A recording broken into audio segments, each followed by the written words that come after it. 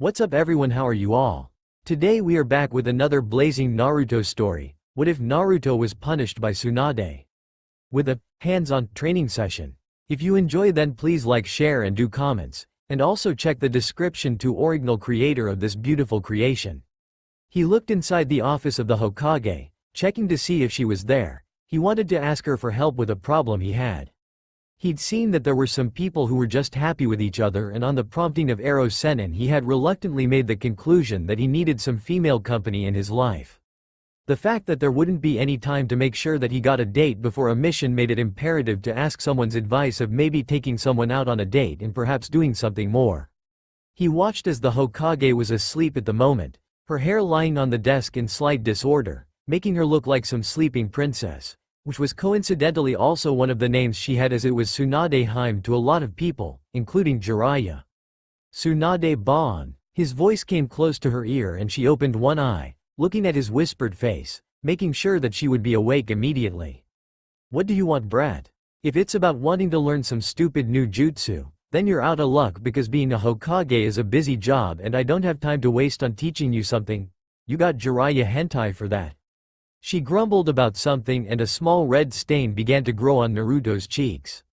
He scratched the back of his head and sighed. Now was the time to speak and ask her if she could give him some tips on dating.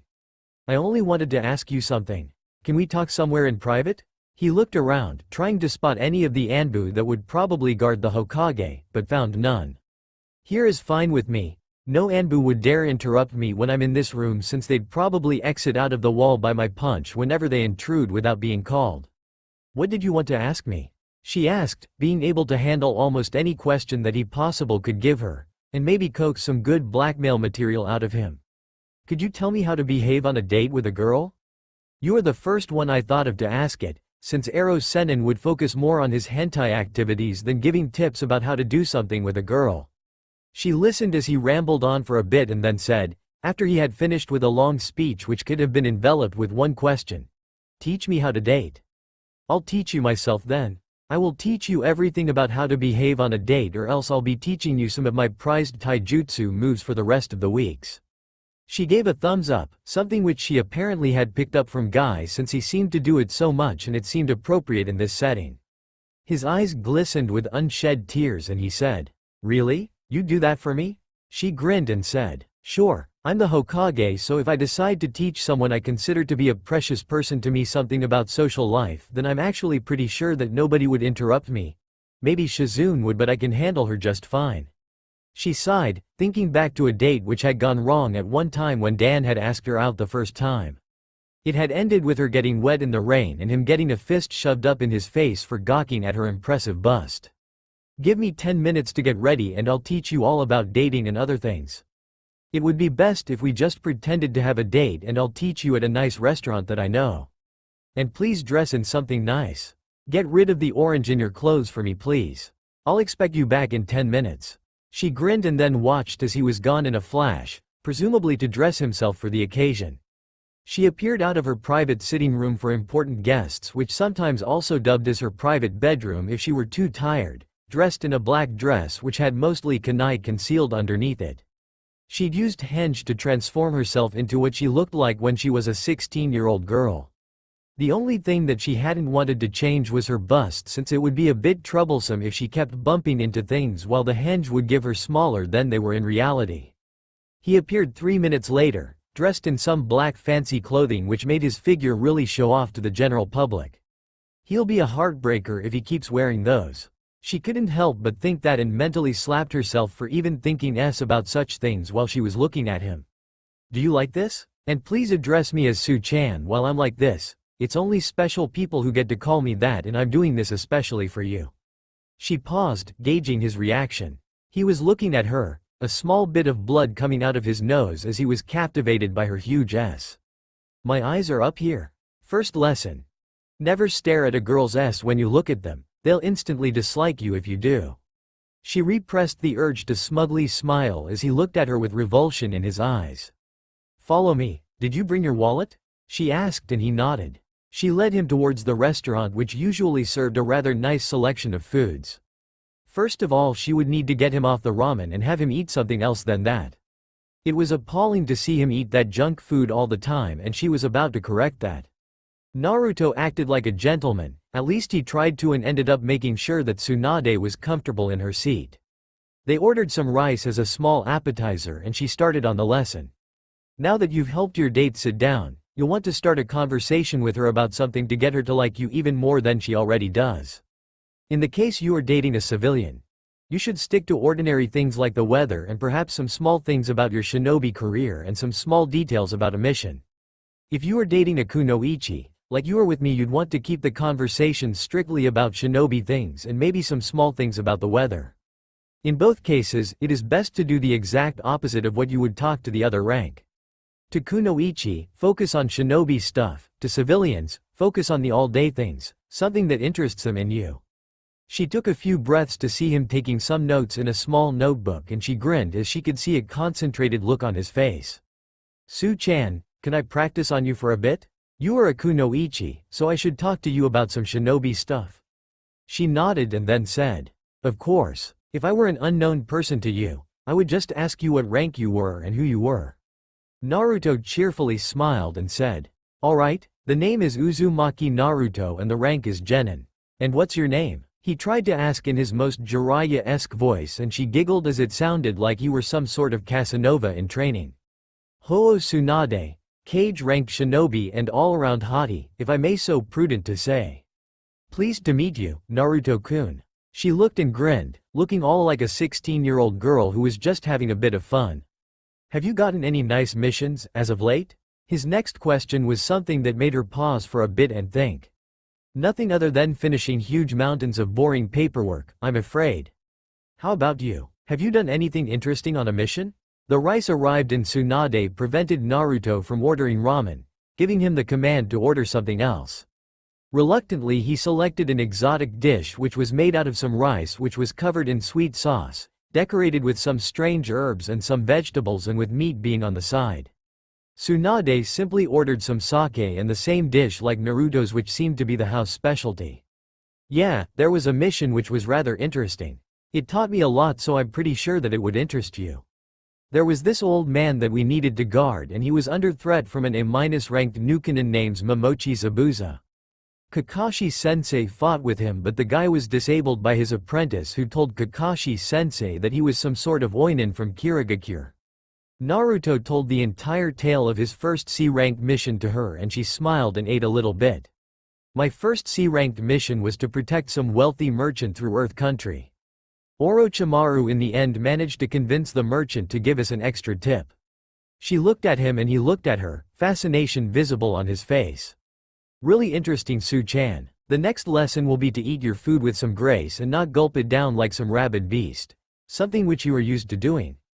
Try and use your chopsticks to bring it to your mouth and then chew slowly. She watched how he tried to do that and she giggled as he got some of the rice on his cheek. She felt like a 16-year-old and even acted like it, something which she never thought she could do again. He truly was bringing back the teenaged girl in her, as she could feel herself thinking about if he had been born some 25 years earlier, then they could have had a relationship. Sometimes, couples will feed their date, but only if they are close, Naruto-kun. Allow me to do that. She didn't wait for his answer and just grabbed a small piece of rice with her chopsticks and then brought it to his mouth, and he opened it and ate it. He got the idea quickly and they took turns feeding each other. Unknown to them, they were being watched as Sarutobi Asuma and Yuhi Kurenai had chosen this restaurant to celebrate some sort of Junin sensei meeting, and they watched the cute couple consisting of the gorgeous girl and the Kyuubi no Kitsune's container feed each other. Kakashi was at the moment busy with staring as his student apparently was putting the moves on that girl who looked so much like that huge busty model that had been on the cover of Icha Icha Paradise last month. All three Junin gave their full attention to the couple. Do you think they've been seeing each other for some time, Kurenai? The chain-smoking Asuma said. A cigarette was dangling out of a corner of his mouth and Kurenai gave him a displeased frown and said, "No, the Uzumaki kid wasn't much of a guy to date if I was correct in my assumptions. Although he seems to have mellowed out a bit." She kept silent about the fact that Hinata still liked him, as she was curious as to how this date would go.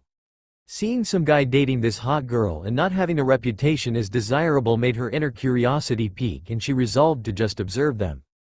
He really knows how to feed a lad. I don't think that Dan could have done it better than he has. He really has potential to become a great guy if he would just wear the black clothes all day. Hell, if nobody wants him, then I'd have a try at him. He's too good to let walk away."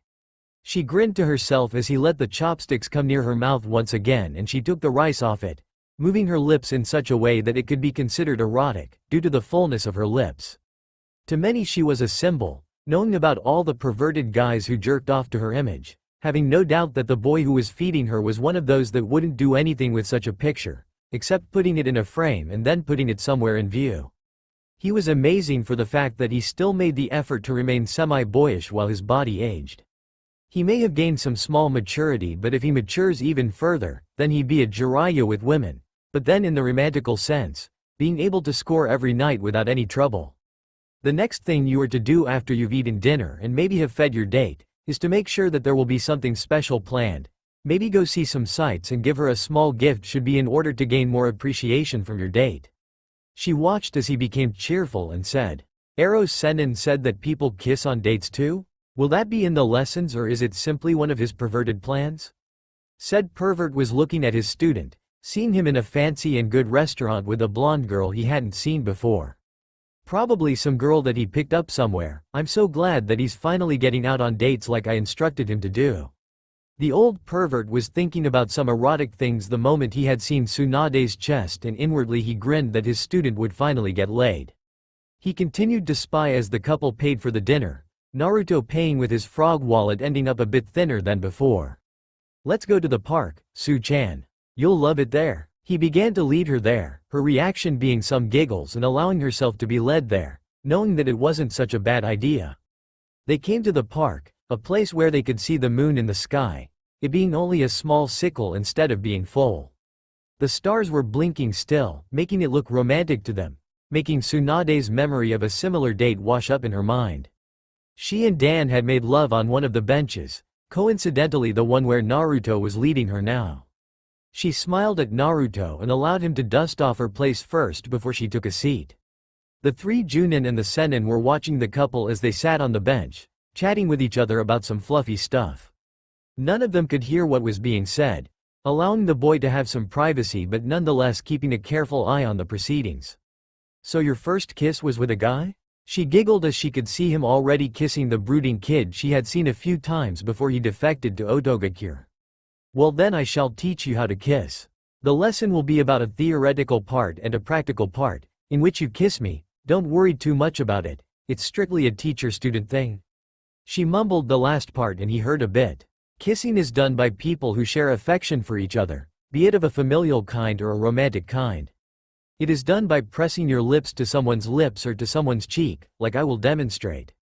She bowed forwards and gave him a kiss on the lips, making his eyes widen quite a bit as she wrapped her hands around him, pressing her bust against his chest, making it seem like a lover's embrace, which made the female Junin sigh as she could see the romantic setting and wanted some love in her life. The kiss was something great to him. He could feel her lips against his, making contact with his lips and making a feeling well up within his body, making him feel like he was floating on air. He loved her, and she knew that. Not in the romantic sense, per se, but he loved her with his heart. If only she wasn't so old that she had to hide her true visage under a complex genjutsu, he would have snatched the chance to get her. Her body seemed to shiver once and she broke the kiss. "How did it feel, Naruto-kun? Do you think you can kiss me?" she asked, and he responded immediately by kissing her on her mouth, wrapping his hands around her, letting one slide towards her ass on instinct, and he could feel her beginning to deepen the kiss, a tongue slipping into his mouth. His body acted on instinct, beginning to lash out with his own tongue to tease the girl he was holding, no matter to her own physical reaction. His body was already reacting to the kiss, images swirling in his mind as he could feel her ass pressing against him. "This feels too good with Su-chan. I think I really should stop before we do anything foolish. It is as if I can sense her thoughts when I kissed her.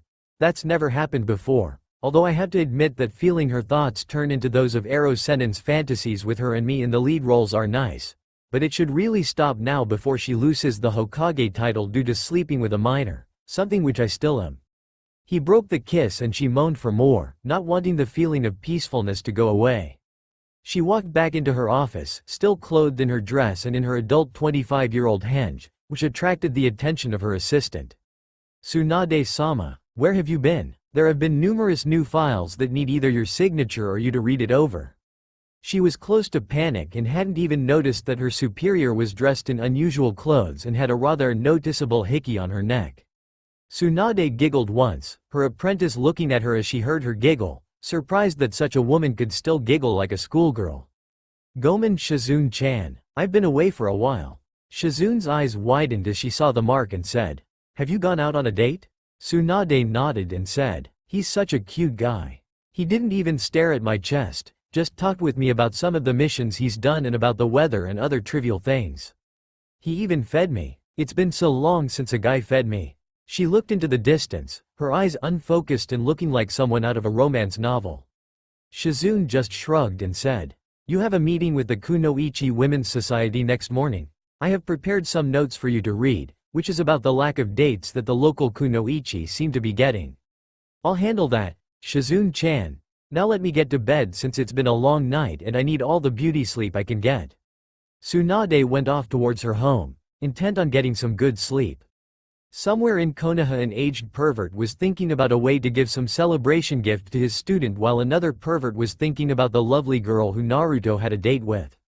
The chain-smoking Junin was currently in the process of lighting another cigarette before trying to read up to some mission he got the day before.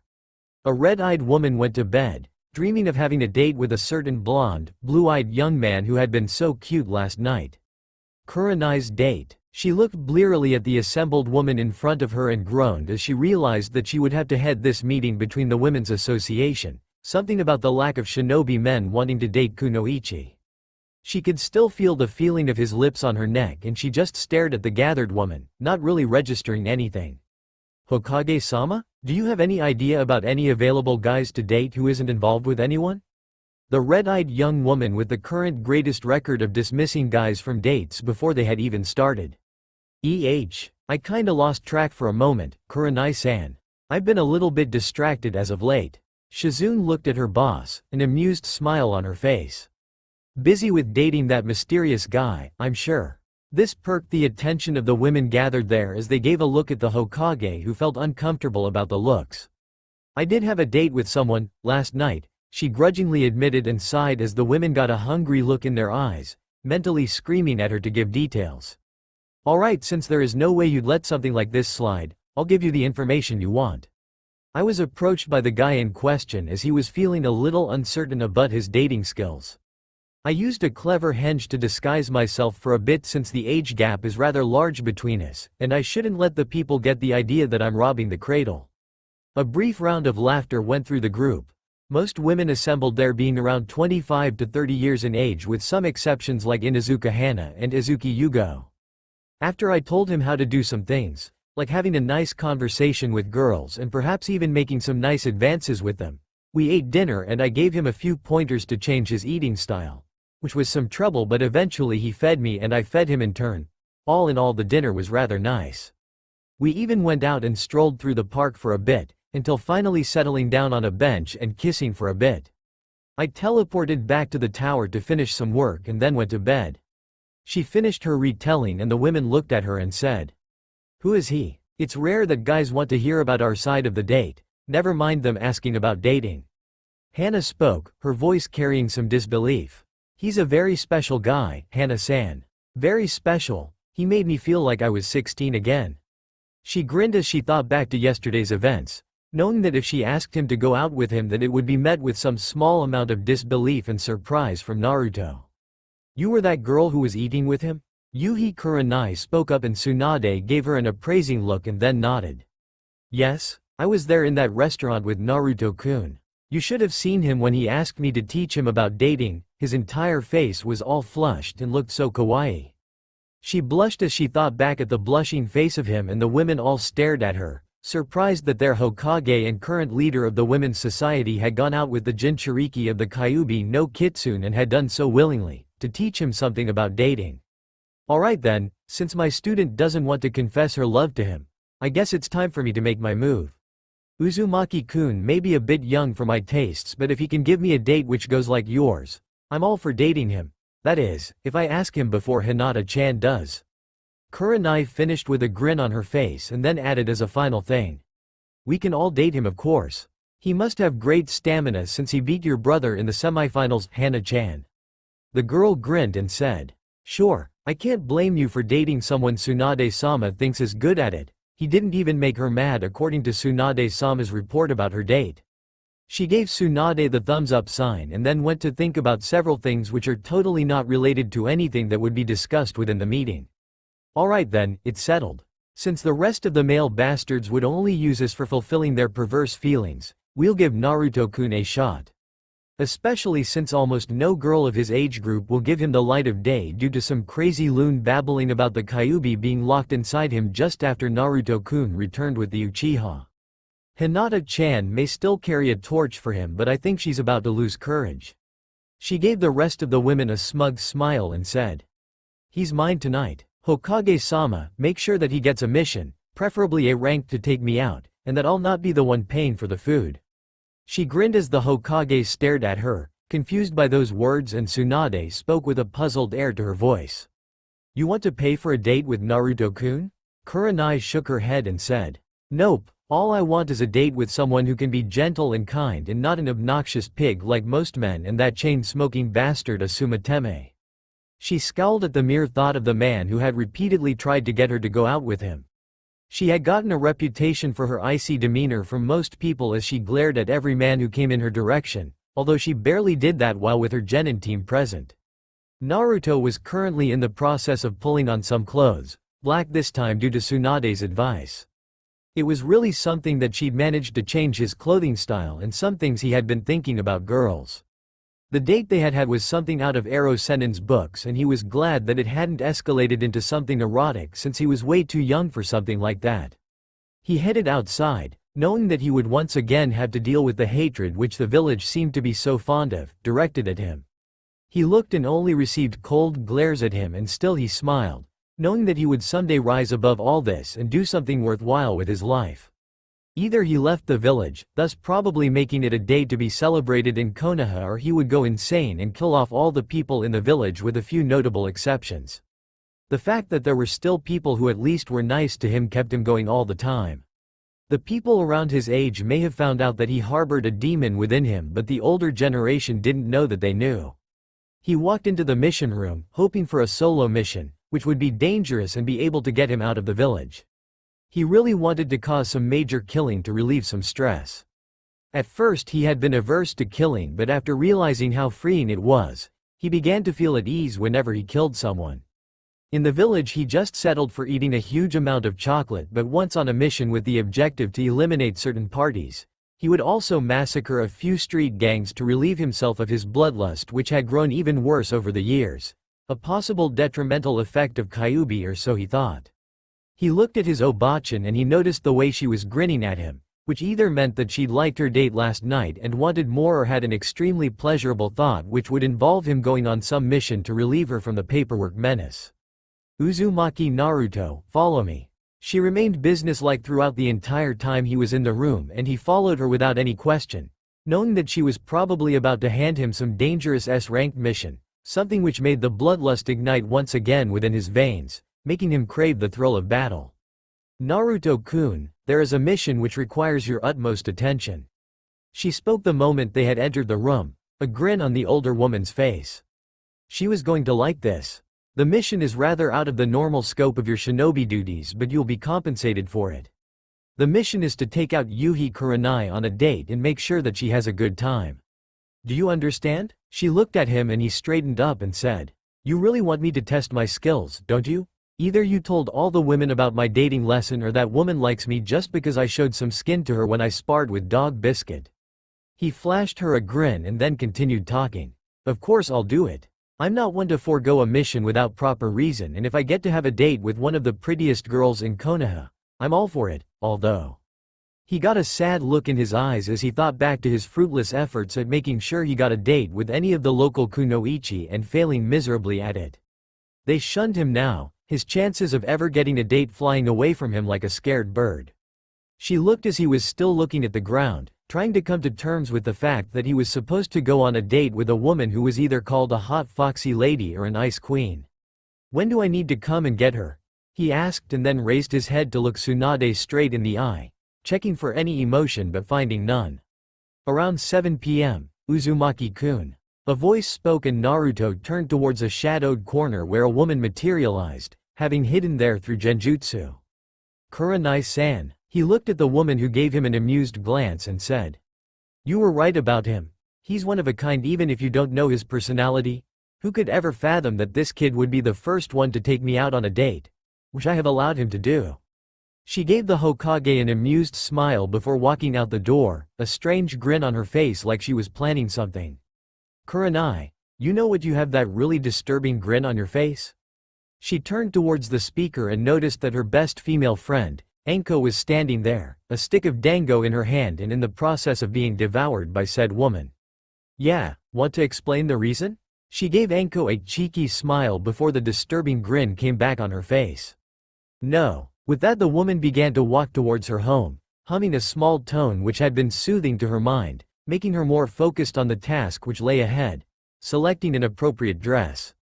Naruto stood outside of Kurenai's house, a small bouquet of flowers in his hands after he had taken the suggestion from Tsunade to mind and had bought them to make sure that there would be a nice impression. He had made sure that his hair was arranged in a pattern similar to Kakashi's. The blonde locks seemed to be making him look older and mature, also adding to his natural beauty. She looked at herself in the mirror, congratulating herself for choosing the right dress for the occasion. She didn't know where he would take her, but guessed it was someplace fancy where the dress wouldn't be out of line. According to Tsunade, he did have a way with getting you to the kind of place you hear about in novels where you could fall in love at first sight with someone. She had a feeling she was going to have a great time tonight. She opened the door and looked at him, taking in every little detail about him. She couldn't believe how much he looked like the late Yondaime, who had the same glint of determination and courage shining in his eyes. She looked him in the eyes, knowing that if she did that for too long she'd just drag him into her room, probably rip her dress and make love to him for the first time, probably relieving him of his virginity as well as relieving herself from that very same thing. "Shall we go, Naruto-kun?" She was taking a wild guess that he'd like to be called that, and to her amusement he blushed and then held out his hand, as if to guide her, something which made him rise a few notches in her eyes. She liked a man who could be gentle with her, not unlike those orcs who had tried to date her before and didn't have even the slightest bit of decency. One who would lead her to a place where they could eat and converse would be one worth keeping about for at least a few weeks, maybe even promoting him to the status of official boyfriend. He led her to a restaurant which looked fancy and then asked for the table which had been reserved for him and his date. The waiter looked at him with a disdainful look and almost sneered when he saw that the demon did have a reservation there. They were led to a table where they both sat opposite of each other, looking at each other before even turning towards the waiter. "I'd like to have some fruit juice, waiter-san." Kurenai's voice was soft and almost seemed to be fragile, but the burning crimson of her eyes gave her a ferocity which went unsaid throughout that statement. "Don't you dare to ruin my date or I'll make your life a living hell." She hated it when people picked on others and used them as a scapegoat for their troubles, like the people of the village had done to Naruto-kun. "I'll have the same, waiter-san." The waiter sneered at him, giving him an evil look which was only given to him about 100 times a day and he was used to it. "Very well, sir, madam. I shall be with you shortly." The waiter went away, probably to get their orders, and Naruto looked at the woman who gave him a very amused look and said, "You handled him pretty well, Naruto-kun." There was some small amount of progress to be made with the date which seemed to make him somewhat anxious. "Kurenai-san, don't you like me, or is there something that displeases you about me?" The manner in which he spoke made her look at him and give him a rather charming smile and said, "No, Naruto-kun, I'm simply thinking about ways to improve my Genjutsu. I may be a mistress of that art, but there is still room to improve upon. The density of the illusion could be adjusted to make sure that the target is engulfed within the Genjutsu with no escape possible for their minds, allowing for a quick kill. Can I use one on you to test it out?" She gave him the puppy dog eyes, which made him weak in the knees as he found himself unable to resist those eyes. Sure, go ahead." He gave her a rather cute smile due to him being caught off guard quite a bit by the question. "Arigato, Naruto-kun." She made a few hand seals and then Naruto could feel how the chair underneath him seemed to transform into a bed of living snakes and the surroundings around him changed to become a jungle setting, with Kurenai still sitting there, like nothing was amiss. Then suddenly her entire looks change, somehow making her look even prettier when her clothes seemed to be replaced with something which should not be worn in public, due to how small the furry bikini she wore. She studied his face as he looked at her, enthralled by the genjutsu she had put upon him, making him think about a jungle with him sitting on a bed of snakes, with her dressed in something that would make any male have a nosebleed. To his credit, he only blushed a deep red, not getting a nosebleed, unlike all the other males who had talked to her.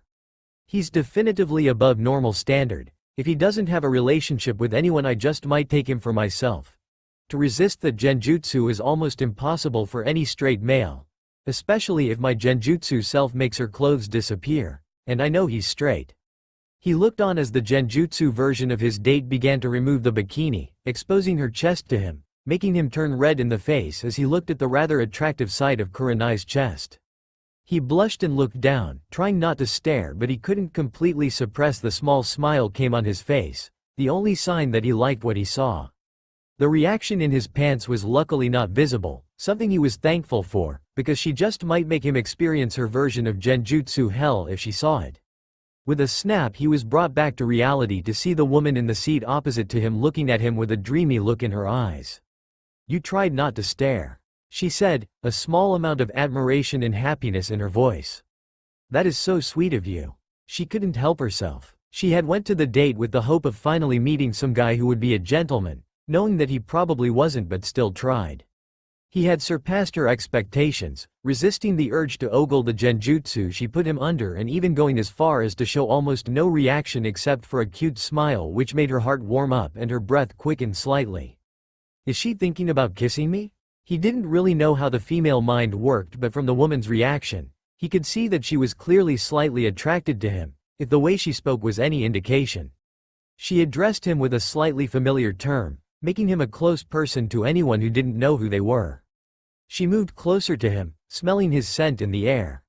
It was something unique to everyone, something which shouldn't be faked by anyone since everybody had a different scent around them at all times. Naruto seemed to smell like a mix of something primal. Her hand reached out and stroked the back of his hand, touching the skin and feeling how warm it was.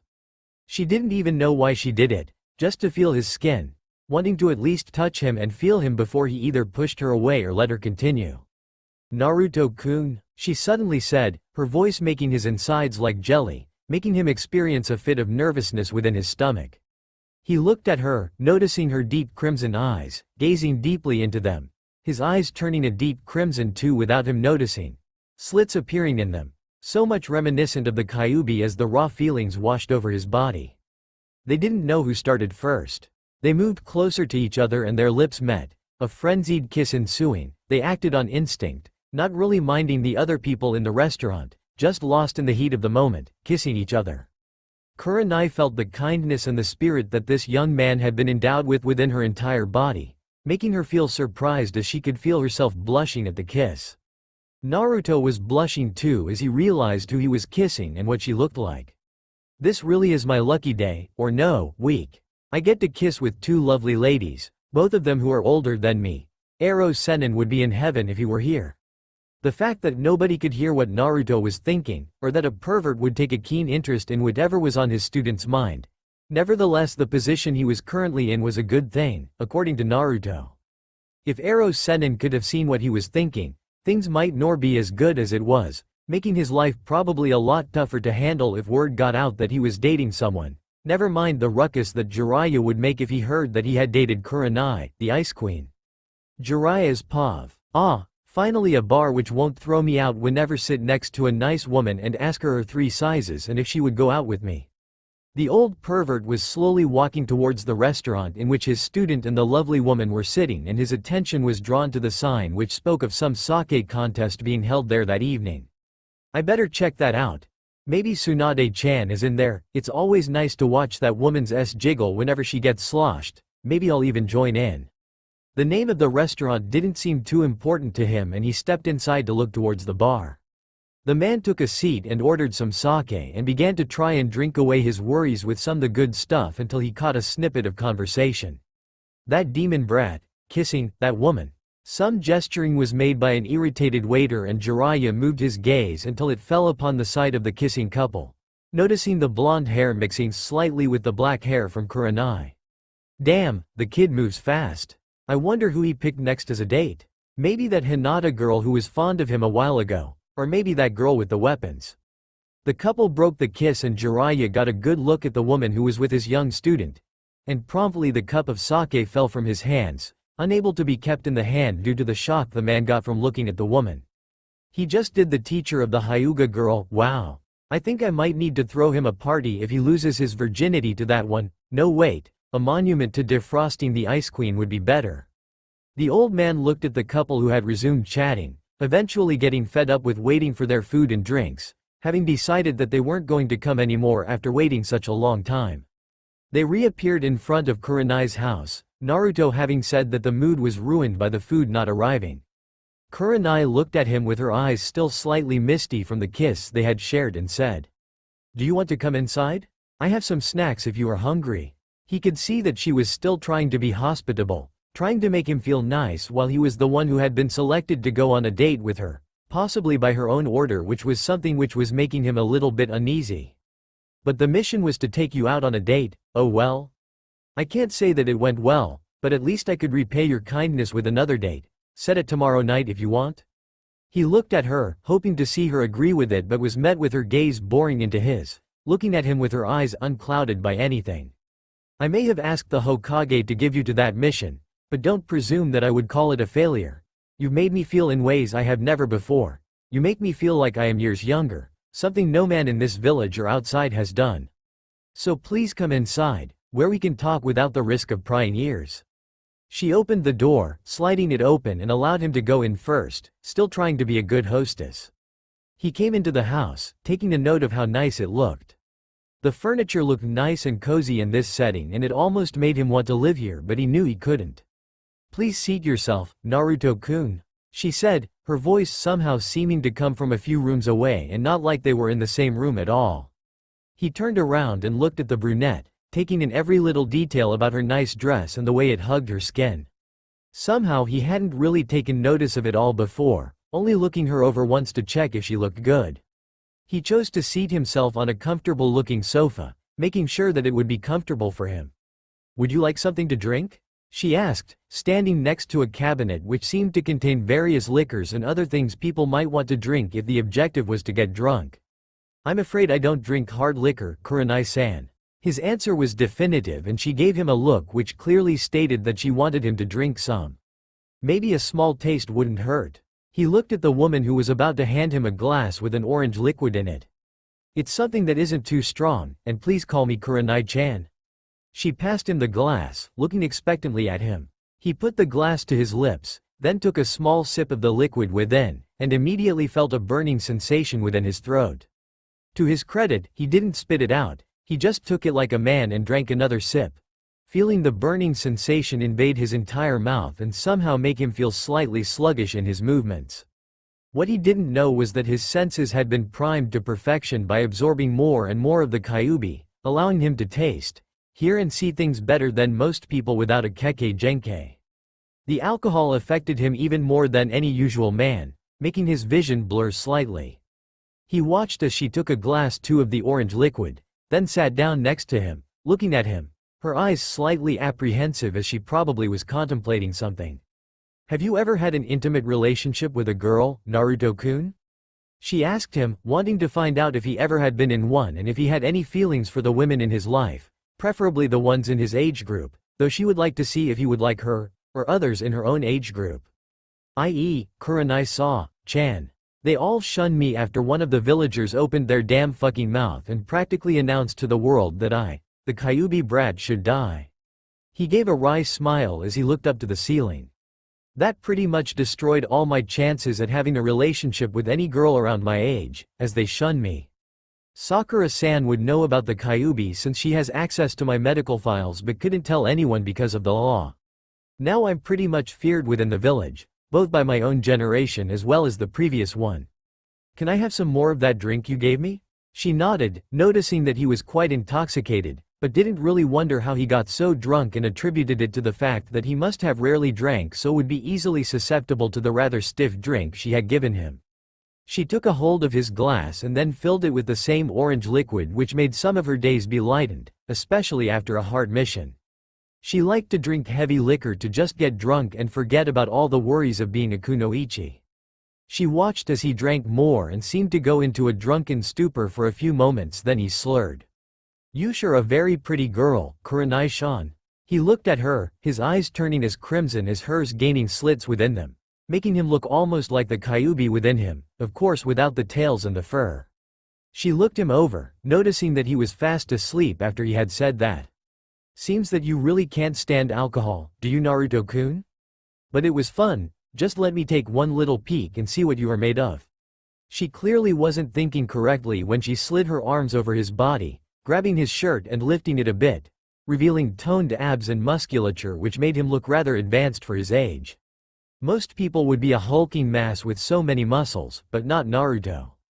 He seemed to have the grace, a finesse coupled with the agility of a cat, although a fox would be more appropriate in this case.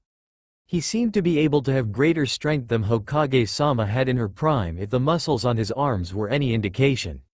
She couldn't resist opening his pants and seeing what he looked like down there. "I must have a pervert hidden within me, ooh, he's large. This will be so much fun when I tell the girls about the date," adding a small comment about his size. "I wonder if anyone could ever compare to this. Better make sure that everything is right about his attire. If the fox decides to make him wake up soon, I'd be caught red-handed. He doesn't like perverts much, and that's exactly what I would be to him at the moment, if he wakes up." She ordered his clothes on his body, zipping up his pants, and leaning over and just lying there, letting his hands wrap around her in an automatic reaction he had. He woke up 40 minutes later, confused as to where he was. He could feel a slightly buzzing sound in his head, knowing that it must have been from the liquor he had consumed before. He could feel himself holding something which breathed, and he looked at the thing that was within his arms, to encounter a sleeping Kurenai. He gently poked her in the side, making her murmur something about not wanting to wake up and telling him to quit it or get castrated or be put under a genjutsu. He froze, the woman within his arms, slowly awakening due to the fact that her protective blanket aka Naruto had stiffened. She looked at him, making him uncomfortable. "Gomen nasai, Naruto-kun. How can I ever repay you for my indiscretion?" She looked genuinely sorry and he said, "It doesn't matter, Kurenai-chan. As long as you didn't hurt me, it'll all be fine." He gave her a foxy grin, something which she found hard to resist, and then gently got up and said, "I better head home. Did you have fun, Kurenai-chan?" She nodded and said, "It was nice, having a date with you.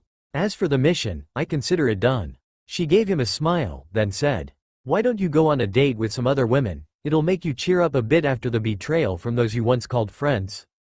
I, on the other hand, shall pound some sense into their thick heads, well into Kiba's and Hinata's. Shino doesn't have much of a problem with anyone." He gave her a grateful smile and said, "Please don't do that, Kurenai-can. It would be rather hard to deal with their glares, but I'm used to it." She wrapped her arms around his neck, then gave him a kiss on the head. "If you ever want to talk, my door is open for you, as is Hokage-sama's." She gave him a wink and then escorted him to the front door, where she let him out. She looked as he disappeared into the streets of Konohagakure, then whispered to herself, "I will help you, Uzumaki Naruto. If you have to destroy the village to do it, I shall help you. I will help you achieve happiness." He looked at his ceiling, thinking about all the things that could have gone wrong. Did I do well to drink alcohol? Did I do something that would be considered inappropriate to her? He blushed at the thought of maybe touching her inappropriately and then descended into an uneasy sleep. Kurenai, on the other hand, was sleeping rather peacefully, although a slight flush could be seen on her skin, indicating she was having a rather nice dream.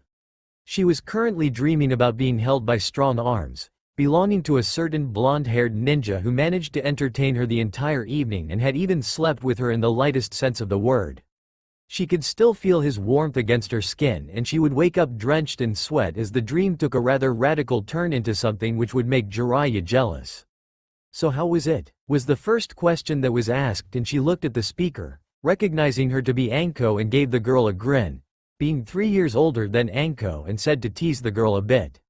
"It was nice. The answer was spoken rather airily and Anko's eyebrows raised a bit. Then a sly smile slowly etched itself on her face. Kurenai got laid, Kurenai got laid. So how was he? She grinned in a rather psychotic manner, making most people in the immediate vicinity vacate the aforementioned area, afraid of what Orochimaru's apprentice could do to them. I don't think I should talk about it here, and no, I didn't get laid, Anko-chan. You know that my heart belongs to you, and you only. She gave the younger girl a smile, then kissed her on the cheek lightly. They sometimes acted like a couple to the general public, making sure that no males would approach them. Anko was a typical feisty girl and Kurenai seemed to be a bit more calm than her friend, but together they could really wreak havoc when they wanted to. Didn't Tsunade-sama call another meeting for this morning? She asked her serpent-loving friend, who looked at her with a bit of a sheepish look. Yeah, and we're supposed to be there already. She exclaimed the last part rather loudly, having forgotten that it was meeting time for them. They entered the room where the women were sitting in and Kurenai said, a small hint of shame in her voice. Gomen Nasai, Mina-san. I was a bit late due to meeting with Anko-chan and cuddling a bit with her. The women all gave the young woman an approving look. It was a long-time joke between Anko and Kurenai that the women's club should know about the joke they played on the male population of Konoha and the villagers. Alright, let's start this meeting. As we had discussed last time, there is a shortage of men who would be able to treat us like we deserve and how we want to be treated by them. In the last meeting, we agreed that Uzumaki Naruto is one of the few guys who would make sure that the female's demands were met and that he is able to be worthy of our love. I myself have been teaching him a little about dating after he had asked me. The date was rather enjoyable, and I gave a description last time. The next one to date him was Kurenai. Please tell us all how it went, Kurenai. She looked at all the faces which were looking at her and she gave a small mental speech to herself to encourage her to talk. Don't worry yourself about it, Kurenai-chan. You'll survive this interrogation about all the details of the date. And if we don't survive this, we'll at least have had a date with a cute guy who didn't stare at our ass every time we're in the area. Well, he took me to a nice restaurant, which we left without ever eating anything due to the people there being averse against his presence. We went home and he had a few drinks. As a note, he's easy to get drunk, but don't overdo it. He may be a peaceful drunk, but if he lets the control slip too much, he'll probably turn into something that may resemble it. Not that I saw it, but I could feel the raw lust coming from him. She could see Anko lick her lips and mumble something about fresh meat waiting to be tasted. I wouldn't even think about doing that with him, Anko. The kid's got some stamina packed under his belt, if the matches he fought in the Chunin exam were any indication. He still wore that goofy suit he used to wear when younger, but still he managed to last against someone who had been training ever since they could walk in stamina and had some scouting training under his belt. He's your little brother, Hana, so why don't you tell us about him? The girl looked at Kurenai, a bit annoyed that she had to talk about her little brother. Alright. For those that don't know him yet, his name is Kiba, or Dog Biscuit to the family. That statement was able to make the room collapse in laughter. You call him Dog Biscuit? Kuku. Kurenai was chuckling at the annoying name that her student had, and the women present could see the humor in it and were laughing. They knew who he was, of course. He had made quite a name for himself as being an obnoxious male and had earned the scorn of many when he was discovered peeping upon women, something which got him into some trouble at home, leading up him being followed by both his mother wanting to dispense retribution on their perverted relative. After everyone had calmed down somewhat, the women looked at Hana and Yugo said, "So what did you want to tell us about Dog Biscuit?" Hana looked at the girl, sighing at that moment, and continued. Before I was interrupted, more has to be told about my brother. He is extremely focused on himself, believing himself to be king of the world at times. His stamina is good enough to make him last for a while against a Junin, but it would easily allow him to be defeated when one outsmarts him. He isn't very intelligent. He kept on muttering about how Uzumaki-san had defeated him by doing some stupid things. She gave a small snort and said, "Farting to confuse the smell of an Inuzuka really was a clever move due to our noses becoming very sensitive. He may have acted like he didn't know it, and probably didn't really know it, but if I can guess, my brother would have been hopping mad at him for doing such a disgusting act while he was fighting. Dog Biscuit does have a lot of trouble with interacting socially, and he seems to be angry, or at the very least resentful of Naruto-san. He kept on mumbling something about an unfair advantage during fights and that he'll show the bastard a few new tricks. She looked at the females in the room and they gave her a look which was slightly confusing her. What? He really muttered something about it. Maybe that's because their generation knows about Kyuubi. Naruto-kun mumbled something about it when he was drunk, something about a villager calling him the demon Kyuubi brat. That must have tipped them off that he was either the reincarnation of the demon or the demon himself, and I think it's too late to convince them of the fact that he's only the carrier. They seem to have gone from accepting him to becoming hostile to him. I think he even cried a bit when he told me. Think of the anguish that it must have made him feel to see people who he once trusted turn away from him. He talked to me some more, made me see some of his side of the story. He's lost all hope for humanity. Tsunade-sama, I would like to get a mission, or someone else to make sure that Uzumaki Naruto doesn't go down the deep end and massacre us all. The changes in his mood were just startling me last night, but I can see in his eyes how the anger and hatred for the villagers and the shinobi bubbles just beneath the surface. And then to think that I trained Kiba. I feel disgusted even now. She looked down at the table, thinking about how things would change around here. Without people his age trying to encourage him to live, or not to glare at him for housing the Kyuubi, life would be hellish for Naruto. He still seemed to have Amino Iruka as an anchor, but all of that seemed to be burning away ever so fast. She could see how he would slowly descend into an ever downward spiral where he'll eventually either try to commit suicide or just make sure that he'll be able to kill off as many people as possible, letting the Kyuubi take over to destroy the village he loved so much a long time ago. Tsunade was thinking about the same thing. She should have taken him in when she'd been made Hokage, or at least have done something to make sure that he ended up under her care. She would have loved him, given him a nice home with care that he always had deserved. He lived in a crappy apartment where he shouldn't be living for keeping the village safe by holding the Kyuubi inside of him. She felt a headache forming and focused some chakra to make it go away. I'll have my date with Naruto-kun tonight, Hokage-sama. A voice cut through the chatter and everybody looked at the person who spoke. She stood there, her face set in a manner which made her look determined. I'll make sure that he doesn't kill off the entirety of Konoha. Well, not us at least.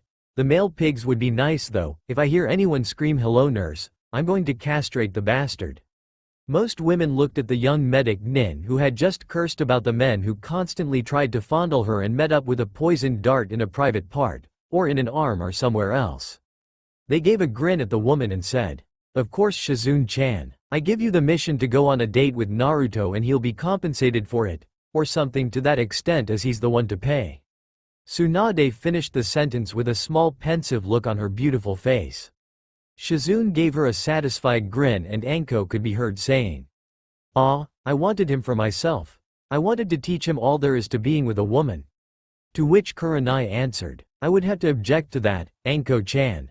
Her friend looked at the woman who savagely grinned and said, "You wouldn't want me to miss out on all the fun? But I'm feeling generous today so I will let you have first touch, Kay?" She looked at the younger girl, then saw the devious glint that entered the girl's mind, knowing that the first touch was usually rather funny to see, as Anko wouldn't really want to make sure that he was prepared. Also, knowing that he was still a virgin and ready to be de-virginized seemed to excite the girl a bit, but only some things could go right for another to go wrong. Alright, Shizune has the next date with Naruto-kun. Let's inform him of that now. With a poof on ninja smoke, the room was vacant once more, the Kunoichi having gone to attend to several tasks that had been assigned to them sometime during the week by the Hokage, whether it be some mission or something else. Shizune sat down on the chair next to the Hokage, the other woman also seating herself, then getting a huge scroll from a drawer in the desk they were seated at in the mission room and said, "Alright, shall we register this as an S-ranked mission once again? Naruto-kun deserves something extra, so I'll just make sure that whatever money he spends is put into his paycheck." At that moment did Jiraiya enter the room and he immediately walked over to the women and said, "How nice to see you, Tsunade-chan. Have you heard about Naruto being on a date with both the Ice Queen as well as some hot blonde chick?" This was clearly a wrong thing to say as Tsunade's beautiful face contorted in anger and she said, "I'm with someone, so cut it with the Tsunade-chan. As a side note, yes, I know all about Naruto's girlfriends since he has confided in me about them." The older man looked surprised that his teammate was involved with someone, then grinned as he heard about the confiding that Naruto had done with the older woman. "Is it alright if I threw the kid a party?" She gave him an irritated look. "Jiraiya, The tone she adopted was hostile and the man chose to walk the safe path and said, just something to congratulate him on the success he had with thawing out the Ice Queen, nothing like the parties I used to give. She calmed down somewhat and said, okay, but not tonight since he has another date with a girl.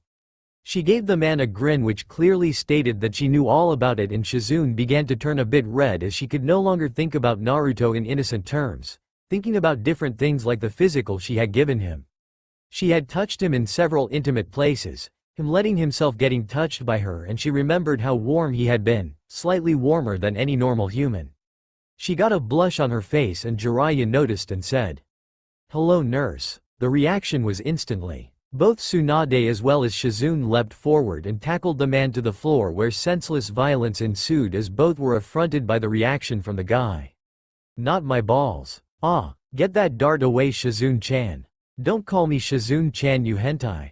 This was the scene that met Naruto when he arrived at the Hokage Tower, looking on as his sensei was pounded into a pulp by Tsunade and Shizune.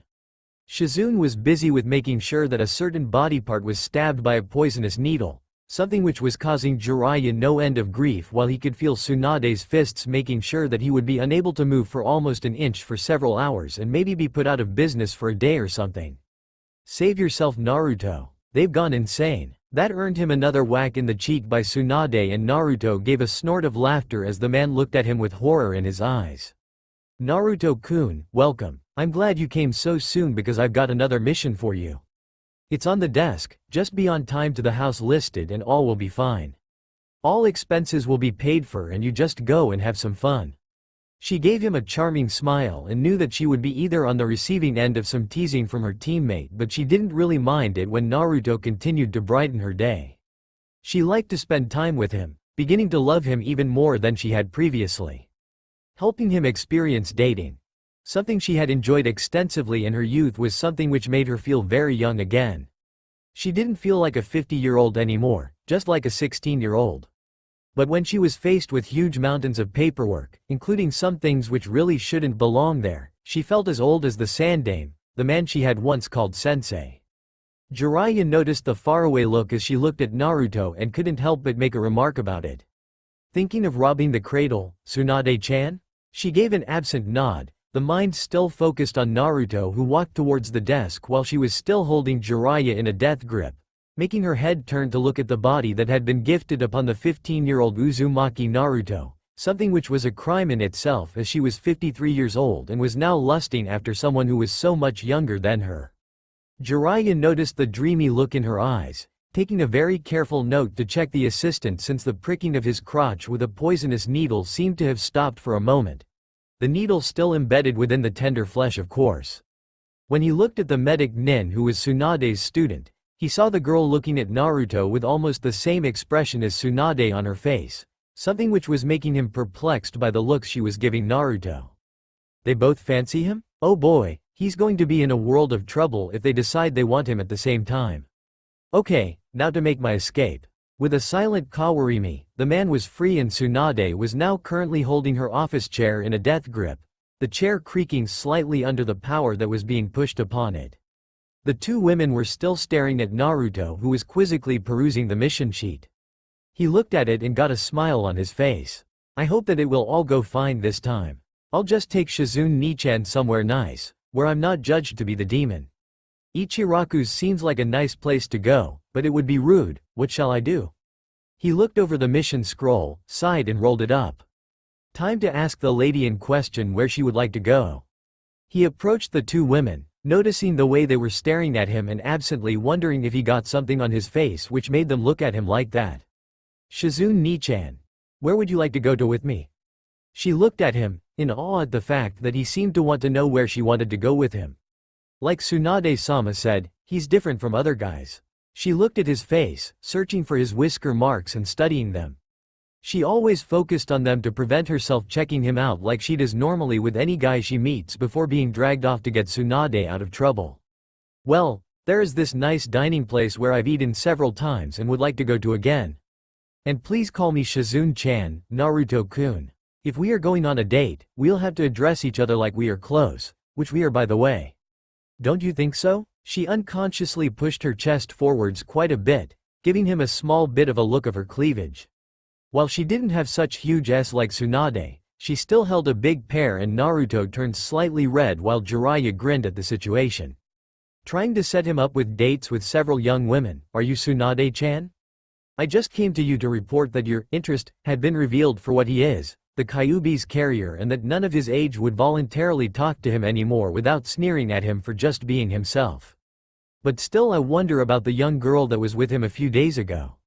Arigato, Shizune-chan. I'll pick you up around 7 and we'll go there. What's the address? He looked at her, noticing the rather flushed state of the woman and wondering if she either liked him or was running a fever. Shizune gave him the address, also including the advice to make sure that the whisker marks were covered up, as to make sure that no unfortunate things would happen by him being himself and recognized as the container of the demon. Naruto stood in front of his mirror, looking at his reflection as he applied a minor genjutsu on his face to hide the whisker marks which would tell anyone that he was the Kyuubi's container. He looked at his reflection, making some small changes to the nose, willing it to be somewhat smaller. Suddenly the reflection changed and his eyes turned red, a sign that he was slowly losing control once again about the beast sealed within him. He looked in his reflection's red eyes and said, "What do you want, Kyuubi?" A deep chuckle came from a place where he had been rather frequently and a deep voice answered, "Centuries of madness and killing lusts within it. Why don't you just enact your revenge when you finally reach the upper limit of your patience? I can already feel your mind beginning to act more violent, more impulsive and feral. Don't get me wrong, I like the change, but you need to act a bit more aggressive, even though you don't want to act aggressive out of fear for massive riots on the streets, demanding your blood. The betrayal of those close to you was enough to almost push you over the edge, so conquer a few women and finally get some." Kyuubi was urging him to have. He didn't know anything about it, having had no such education while under the pervert who didn't really care much for his student and occasionally taught him some stuff. Well, he did care, but he still acted like he didn't care. Naruto could smell the fear about something bad having happened to him on the man when he had disappeared one time, and that had made him feel at ease that the man wouldn't scorn him for being him. "I will, even though I might ask someone to teach me the basics." With that he quit talking altogether and then made sure that there were some small touches to his hair, making him look mature while still looking like a young teenager. He dressed in his black clothes once again, having put them into the washer and dried them afterwards with some Kyuubi chakra, which did wonders for drying things up due to the raw ferocity of the chakra, which generated heat due to some insane mechanism which Kyuubi had tried to explain to him using some blue flames and some normal flames. He hadn't gotten it, but Kyuubi summoned it up in one sentence. "Just accept it like it is, Kit. It's hot and you can use it. That's it." The demon fox had gone back to sleep then, leaving him alone with his thoughts, and he began to experiment with it a bit, trying to make it so that it would be making an useful weapon. When he opened the door to go outside, he saw that there was someone waiting for him there, an old man who had a bit of trouble walking due to the casts that were on his body, which was something that was broken beyond recognition, then patched back together. "Naruto, I've got some news for you. Why don't you try to put the moves on Shizune-san while I watch? I'll give you special training if you do." "URK." A fist slammed into his head, making it go sideways, and the man looked at his young student who stood there, a look in his eyes which seemed to be a mix of determination and burning passion. Of the first thing Naruto probably was aware, but of the latter he wasn't, something which was evident within his stance. "Don't even try it, Ero Sennin. And don't insult Shizune-chan in my presence or I'll shove a Rasengan up your ass." "Getting possessive, Kit?" Kyuubi's voice within his mind echoed, and the teenager looked at Jiraiya with a stony look on his face and a twitching eye. "How dare you think I would go and do that to Shizune-chan, Ero Senninel? No wonder you're still a virgin if you make sure that you act like that all the time. You just can't attract any woman who likes you enough to even think about having with you. They're repulsed by your leering at other women and often shy away from you because you act so stupid. Arg, I should have listened to Kyuubi and flattened you by summoning Gamabunta on your skull to knock some sense in it." He was now raging at the man who was currently looking at him with something akin to terror as well as understanding within his eyes as he heard his student list everything that he found lacking in his sensei and knew it to be the truth. Suddenly he was reminded of a bet Tsunade made with him 35 years ago. "I'll date someone if you ever try to act gentlemanly and get a girlfriend." He grinned and said, "Get ready for your date now, Naruto. I won't bother you anymore. The old pervert was gone with a flash, limping away into the direction of the closest bar, on a mission to go and get a girlfriend or something like that.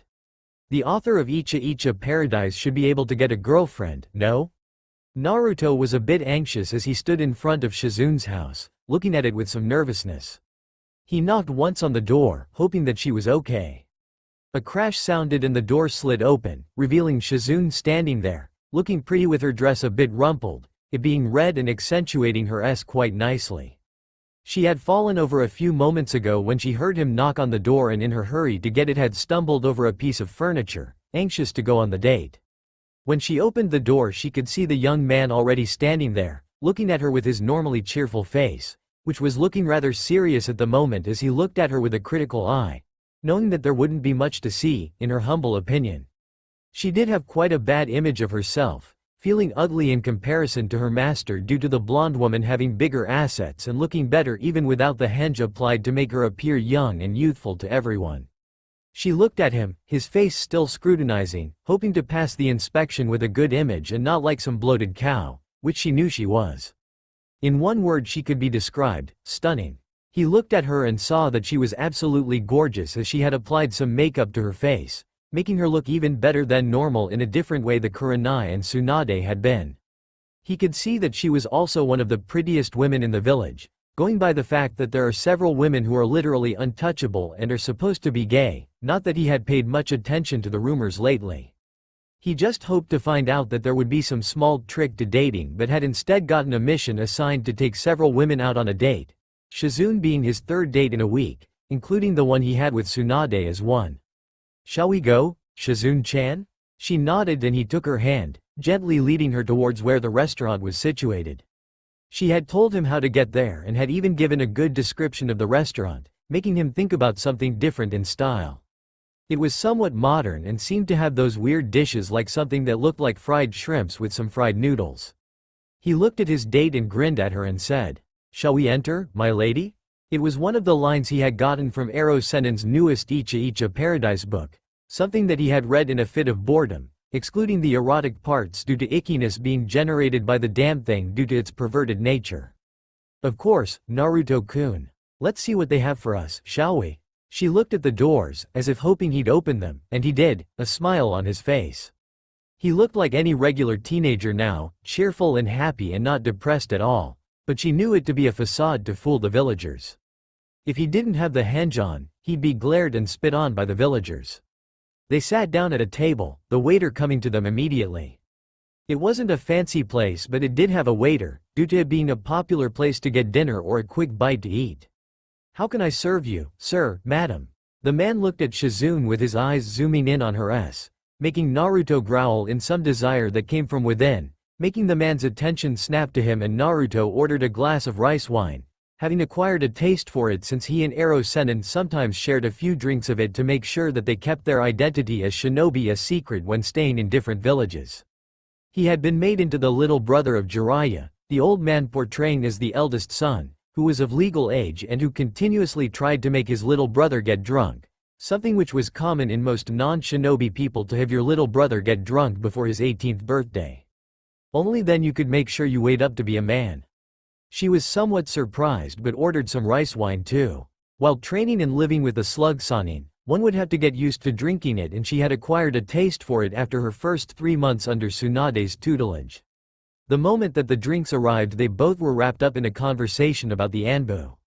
"I don't really see why they are so great, Shizune-chan. They look kinda stupid with those weird masks and they act all cold to me too, like the villagers do. They need to act that way because nobody needs to know their identity, like anyone could relay the information to another village and then have them assassinated. At your current power, with it aiding you, you could easily take on Hokage-sama if you tried." She looked at him, her eyes focused on the reaction. Now he's probably going to act all smug that he can beat Hokage-sama. He looked at her and said, "I have no desire to beat Tsunade Ban. I give her the position of Hokage since it's lost all appeal to me." She looked at him with surprise clearly showing on her face. "You've given up on becoming Hokage?" He nodded and sighed. "I guess they finally got what they wanted, it's only a matter of time until I snap, the pressure getting to me." He tapped his fingers on the table, a gesture that usually signified that he was irritated with something. The rest of the dinner was spent in silence with her looking at his face, trying to discern any emotion, since it had turned into a stony mask of coldness and devoid of emotions. When it was time to pay, he got out his wallet and then deposited the correct amount within the waiter's money pouch and said, "Let's be off." When they stood outside, he looked at her, his eyes slowly turning crimson. "What are you thinking, hearing my out about my life story?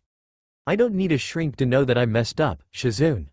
He looked at her in anger for a few moments, then his eyes cast downwards and he said, "Gomen, Shizune-chan, I let myself go for a bit. I don't know what came over me." She looked at him, his face now clearly readable and emanating sorrow and sadness. She wrapped her arm around him and said, "Let's just go home, okay? We can talk there about how to solve this mess you've gotten yourself in, and about these mood swings you seem to have lately." They entered Shizune's apartment 10 minutes later, Naruto still looking sadly towards the ground, and he said, "I really don't need any help, Shizune-chan. I am a monster and I am beyond redemption." He made to leave, but she kept him there and forced him to sit on the couch, holding him down with her arms, applying a gentle pressure which she knew wouldn't hurt him. "Naruto-kun, please don't take this the wrong way, but I care for you, we all care for you. Tsunade-sensei, Iruka and me, we all care for you. Kurenai-san may also care for you." She looked at him, tears suddenly welling up within her eyes as she thought about him leaving. "Please Naruto-kun, don't leave the village or let the village get to you.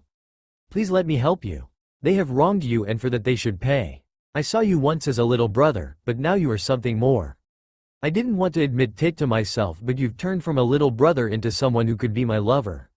She looked at him, noticing the shocked look on his face, and kissed him on the lips. Burning passion echoed within it for so long. "Please Naruto-kun, it's been so long that I don't even know how a man's touch feels like, please touch me." She grabbed his hands and placed them on her ass, making him blush as he felt the flesh under his hands, feeling the warmth of it against his hands. "Wow, Shizune-chan is really forward in this thing. I don't want to do this, even though my body says otherwise. I want to wait until I am ready, or at least know how to do it." He looked at Shizune's chest, sighing deeply. "I don't want to do this, Shizune-chan." He spoke with a sincerity and maturity in his voice that momentarily made her surprised at it, looking up to meet his eyes, which seemed to shine with something that is surely something like determination and finality. Her eyes widened as she looked into his, a sense of shame coming to her. "I almost asked him to do something without knowing he'd enjoy it. I almost raped him, going on my feelings for him entirely."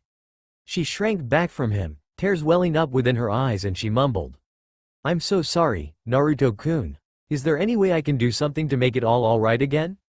He looked up to her and said, "What should you have done wrong, Shizune-chan?" He looked at her with such innocence that she couldn't bear it anymore and threw herself into his arms, wanting to have some comfort at least before making sure she was exiled from Konoha for almost raping a minor, something which still had some laws about it. He held the crying female and said, "Don't worry, Shizune-chan. I just didn't want to do that now, maybe on a later date, but I wouldn't want to do that on the first date." He looked her in her eyes and he gave her a reassuring smile and said, "Maybe next time, with someone more mature than me, you will be able to do the things you want." She looked at him, her eyes not really focused, and mumbled something about wanting Naruto instead of somebody else, which the Jinchuriki heard, and a blush resurfaced on his face. "She wants me instead of someone who is older and probably more handsome than me. Wow, I never thought that she would like me in that way." He gave an awkward cough and she looked up at him and said, "Yes? Is there anything I can help you with?" He scratched the back of his head with a sheepish look on his face and said, "I didn't mean to insult with my previous words, but I felt like it was a bit too soon. Still good friends?" He looked at her and she bowed and said, "Arigato for your trust, Naruto-kun." He gave her a grin and said, "No problem, Shizune-chan. I know that I'm so why that girls just want to touch me. Correction. Women just want to touch me, none of the girls my age want to have anything to do with me." His expression saddened and he hung his head, sighing deeply. "I guess I'll better go. Have a nice night, Shizune-chan." With that he pressed his lips against hers, kissing her for the last time that day. He gave her a look which was sad and then got up and said, "I'll see you later, Shizune-chan." With that he left. While he was busy with the running from Konoha, The people currently at his place were busy trying to make sure that Kurenai was comforted as best as they could. Guy was talking to the Anbu that the demon brat had nothing to do with this, while the Anbu were looking at him like he were the devil himself for defending that demon brat, as they liked to call Naruto. Kurenai was being cleaned up after Shizune had gotten some semen samples from her body and was currently awake, being held by Anko, who was whispering things about it all becoming alright once again after this, and that she'll pull through. They really have sunk so low as to do that to make Naruto-kun leave. First of all they raped Kurenai-chan, then they dump her here to incriminate him. If I knew who those motherfuckers were, I'd let my snakes feast on their flesh while I look how they scream in pain. Mitarashi Anko's thoughts were turning darker and darker as the moments progressed, her mind becoming more and more enraged as she could hear some of the medic nin sent to make sure that Kurenai was alright talk about giving the demon brat his just desserts for raping such a beautiful woman. Anko threw a kunai which nicked the specified medic nin's cheek and said, "Would you please keep your comments to yourself so that we don't have to hear them? I don't think Kurenai-chan would like to hear strange men talk about her and Naruto-kun. You like that demon?" The question hung in the air and Anko gave the man a glare laced with killing intent. For a certain extent, yes, I like him. I like him like a little brother, or maybe something more given time. But you are not to question me further about it. Come, get Kurenai to the hospital and do it quickly or I'll lob off your testicles. Kurenai shivered as she felt the warm arms of Anko around her. When the two men had raped her, they had bound her arms and legs and some of the wire imprints could still be seen on her hands as well as her legs. It was a pleasure studying under you, Kurenai-sensei. You taught me all that I needed to become Chunin, but I always loved you after that. The way your S used to move when you made those hand seals has always been fascinating me. Kurenai became unconscious before she could recall more of the memory, her mind exhausted by all the things that had happened to her on this day, needing rest to try and come to terms with what had happened. Naruto rammed his way through a tree which happened to be in the way at the moment and then jumped and found himself in familiar territory, knowing the place very well. The Valley of the End was there, lying tranquil at the moment. He could feel the power within his body to lash out as memories of his last time here came back to him. Flashback. He really wants to kill me. His mind was racing as he saw Sasuke charge towards him. Only thanks to Kyuubi's advanced healing was he able to keep going. He dodged a strike towards his head only to be punched in the gut by the Sharingan-wielding Uchiha. He doubled over and got a foot slammed into his face, sending him back onto the water to slide a few meters away.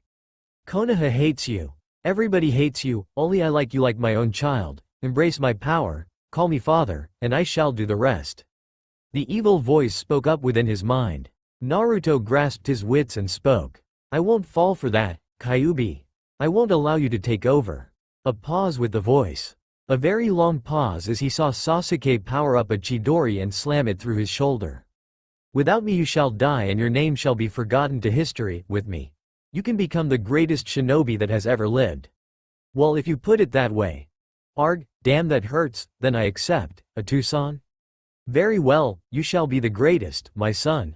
A tremendous surge of demonic chakra began to surround Naruto as his body began to change, his canines lengthening to become fangs. 9 tails made of chakra grew from his tailbone and a huge silhouette from the Kyuubi became visible. Now you taste our wrath, Uchiha boy. A rush of chakra exploded outwards from the figure, blowing the other boy back. Naruto and Kyuubi looked at the boy to see 3 Tomo activated within the Sharingan eye. Naruto summoned a Kage Bunshin and then made the Rasengan, and ran towards Sasuke with the intent to damage him. Sasuke had activated his cursed seal moments before, the 2 leathery wings stretching out of his back and a dark Chidori igniting in his hands. Rasengan, he shouted and thrust his arm. Sasuke looked at him and cried out. Chidori. The 2 attacks collided in the air and struggled for dominance, making a black dome of power appear as the attacks began to clash, the powers too great to let one give way. The attack was finished and Naruto felt his consciousness slipping away, feeling darkness overtake all his senses. When he awoke he was being carried by Kakashi back to Konoha with the news that Sasuke had escaped. End flashback. I will not fail again. They may see me as the Kyuubi itself, but I will not fail. I will destroy the village of Konohagakure. A deadly chakra began to surge around him, elemental powers beginning to awaken and the waves of the water began to turn more and more violent as the infernal power of the Kyuubi began to control them, whipping them up to a frenzy while the rest of the landscape remained unaltered. The statues were bashed by the water being wild and all, but Naruto didn't care. He felt the raw anger at the fact that one of his precious people had been violated in a cruel and unnecessary way flow through him and bleed off into the environment. Come on, destroy them. Destroy that pathetic village that you call yours, and let yourself be gorged upon the destruction that you will unleash. I shall not take this longer. I rule my fate, my destiny, and nobody is going to change that.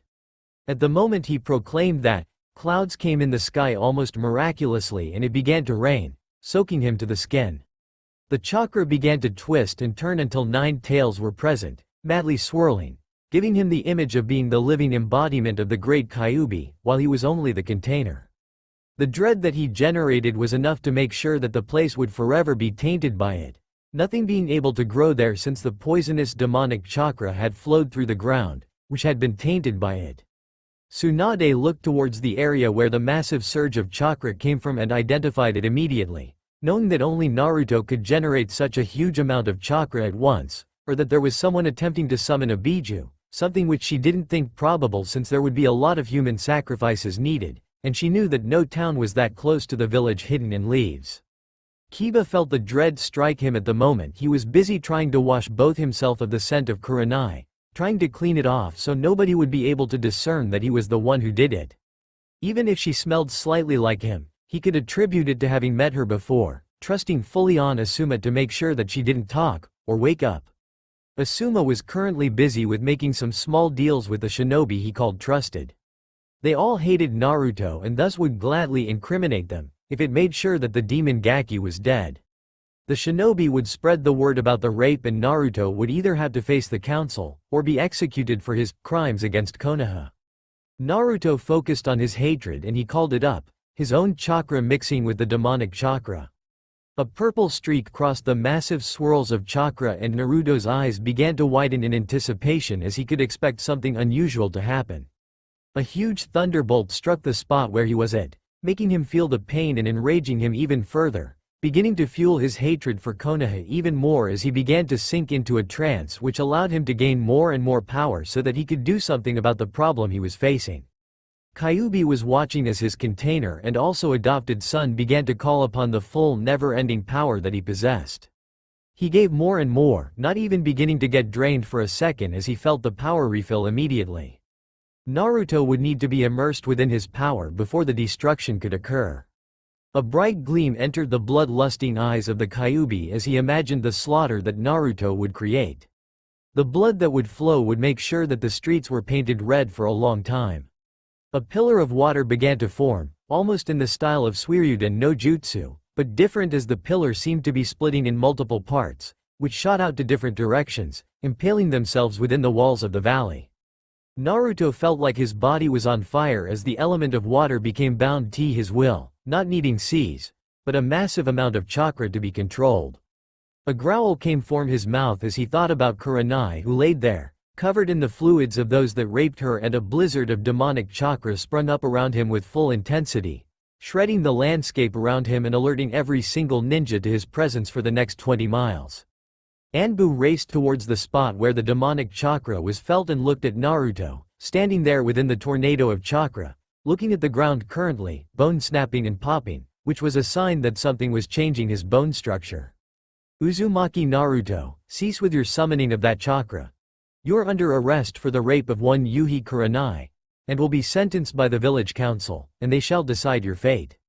The Anbu captain said with his voice shaking slightly as he felt extremely uneasy around Naruto. His team members were looking at him like he was mad for trying to get through to the Jinchuriki. I won't come with you. You shall not take me since I had nothing to do with the defilement of the mortal woman known as Yuhi Kurenai. The voice shocked them slightly, as they had all heard his voice be loud and would be able to recognize it instantly if they heard it, their memory having added it to the category of extremely annoying voices.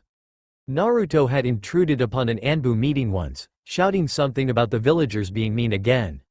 It had made some Anbu who liked the kid chuckle as the kid casually addressed the Hokage as Jiken and demanded that he do something about it. The Hokage had tried to get him out of the meeting, but it was to no avail. Naruto simply gave him a glare and then stated that he wouldn't leave until Jiken did something about the glares he got every moment of the day. The Anbu captains gave a chuckle at the kid's persistence, being reminded of the departed Yondaime as he had a stubborn streak a mile wide. He can stay, Hokage-sama. In a way I would doubt that he would ever betray our identities, and even if he did know us, it would be almost impossible to guess who we were thanks to our masks. The Anbu captain who had spoken was now receiving looks of incredulity from the rest of the Anbu. Hitaki Kakashi looked at them and pushed up his Hite-8 once again as the Sharingan was about to be revealed. When we wear our masks, we won't be able to be recognized until we speak. And I don't even think he knows our names, so why bother? The young captain gave a smile at Naruto, knowing the hardship that the kid was going through. Alright, Naruto-kun, would you please take a seat near the back of the room? I have some business to discuss with these people. Quote, Oyaji, was his small commentary on it, and the Hokage gave him a small smile and said, This is just for grown-ups, Naruto-kun. A little boy like you should have no place here, but I'm letting you stay anyhow since I trust you won't reveal anything about the identities of these fine men and women. Naruto nodded, looking like an eager child, which he was. He took a seat next to an Anbu who looked to be a few years older than him and gave a beaming smile at the Anbu who simply gave a disinterested look at him. Anbu-san? What rank are you? The question took the Anbu off guard and he mumbled. A captain rank Anbu, Uzumaki-san. Naruto looked at him with bright blue eyes and said, Could you teach me some awesome ninja skills? The Hokage watched the exchange between Uchiha Itachi and the young Naruto with a smile on his face.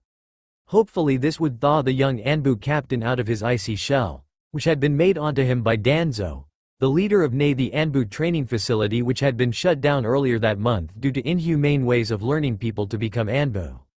He knew that a few people within the Anbu were still loyal to that man, but the majority did as he had asked and had been transferred to a normal Anbu academy. I don't think that would be appropriate, Uzumaki-san. The members of the Anbu looked at each other.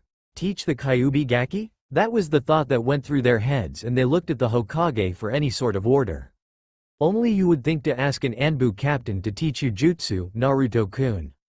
The Hokage was chuckling slightly and Itachi blushed a bit as he realized that he was the main focus of the Hokage's attention, and then nodded and said, May I teach Uzumaki-san a few basic skills, like Henge no Jutsu and Kawarimi no Jutsu, for him to avoid civilians who might be after him for some sort of reason?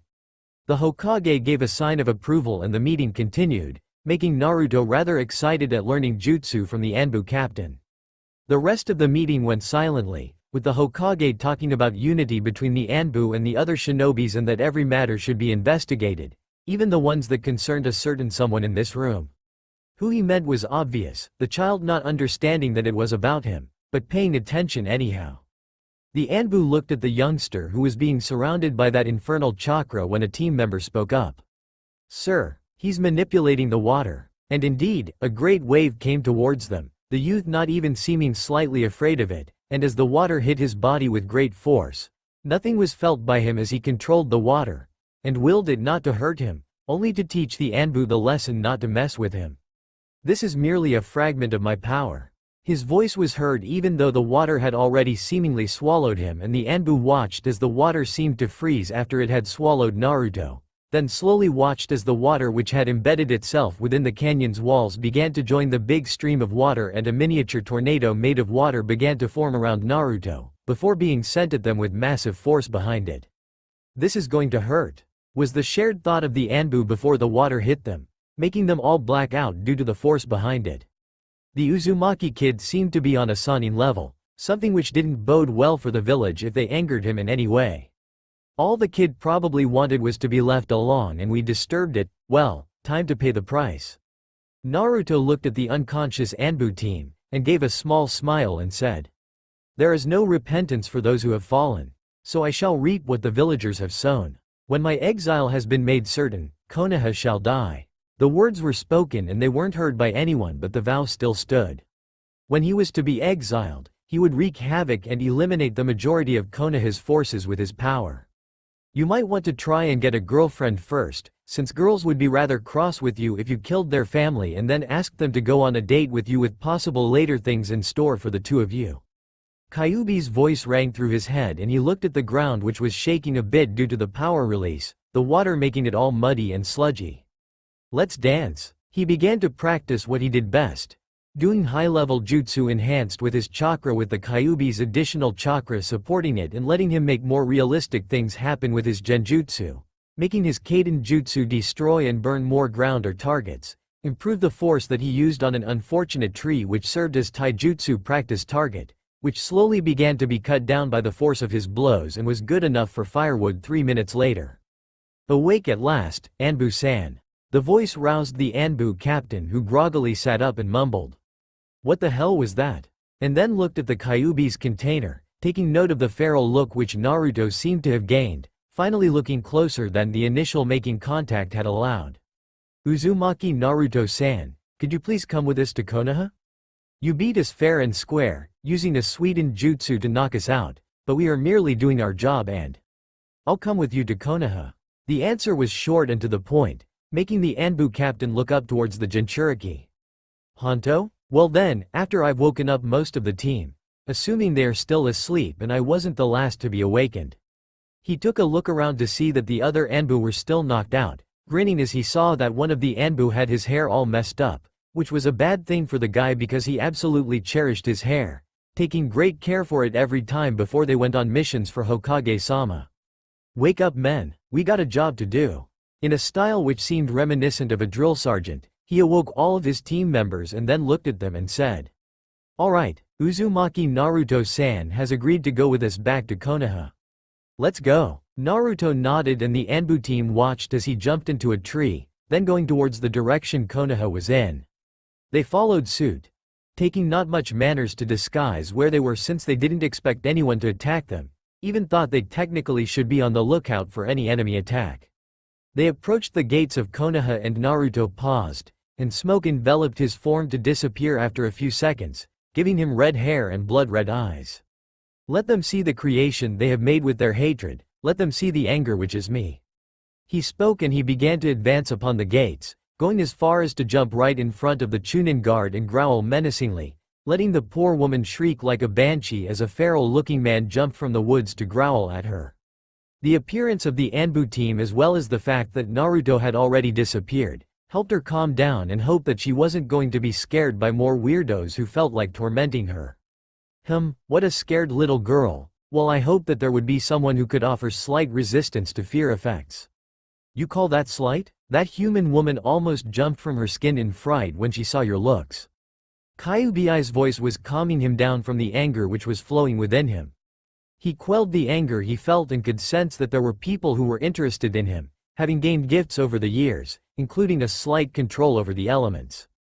The element of water was fully under his command, being the easiest to master due to it being a fluid, and fluids tended to be very easily moved by the force of chakra. It doesn't matter much, Tucson. Humans are so frightened of you that they would hurt me to get to you. I'll kill them before they will ever lay a hand upon you. Not that they could with you sealed within me. By the way, how do you think I should try to help Kurenai-chan? I reserved my anger for the ones who did this to her and had the stupid idea to frame me for it. His mental dialogue was answered with a deep chuckle from the inhabitant that he now called father. Healing the mind is a very difficult thing to do, my son, especially with a woman who has been violated as she has. Her mind will have had no time to cope with it all. A long time ago, before this world reverted into this primitive state, there were doctors of the mind which began to study rape victims and the like. The ways that were used to treat them may still be in use at this date, but I don't think they know of a way which can be used to heal one's mind after a rape. There was a famous doctor who had said something about an Oedipus complex or something like that. It's like killing your father and marrying your mother. The beast gave a pause and then stated, I knew the Oedipus guy, and he didn't marry his mother at all. He did kill his father though, by just killing him when the guy refused to lend him some aid with killing a wild boar. I know a lot about those people who were renowned in your ancient history. If you really want to know who he married, then I'll tell you that it was his oldest sister. I was at the wedding, disguised as a man serving drinks to the people. It was funny until there were some trouble with the food and most servants were executed. Kyuubi gave a harsh laugh within Naruto's mind and a smile came upon Naruto's face as he entered the Hokage tower, hoping that this matter would be attended to swiftly. Hokage-sama, you can count on me and my dogs. We will get to the bottom of that terrible event. The voice was slightly boisterous, and seemed to belong to a female whose identity he couldn't identify. 3 seconds afterwards the door was opened and a young woman exited, and Naruto saw 2 red streaks on her face, signifying her as an Inuzuka, her dogs following her, being pretty large for their size, coming to around his waist, and he was considered to be tall. Tsunade-sama, why did you send that team of absolute numbskulling bastard undertakers to me? They bugged me while I was just beginning to release Kyuubi's power. He looked at the blonde woman as she looked at him with her right eye twitching slightly. They are called Anbu, and don't mock them because I could send them after your hide and you wouldn't be able to do anything against it since I am Hokage and you are not. I may love you but there are limits to my patience, Naruto. She was very irritated thanks to the fact that she had to provide the chakra needed for healing Yuhi Kurenai and had to deal with the irritating doctors who gave her the friendly advice to cast out that hell-spawned demon Gaki.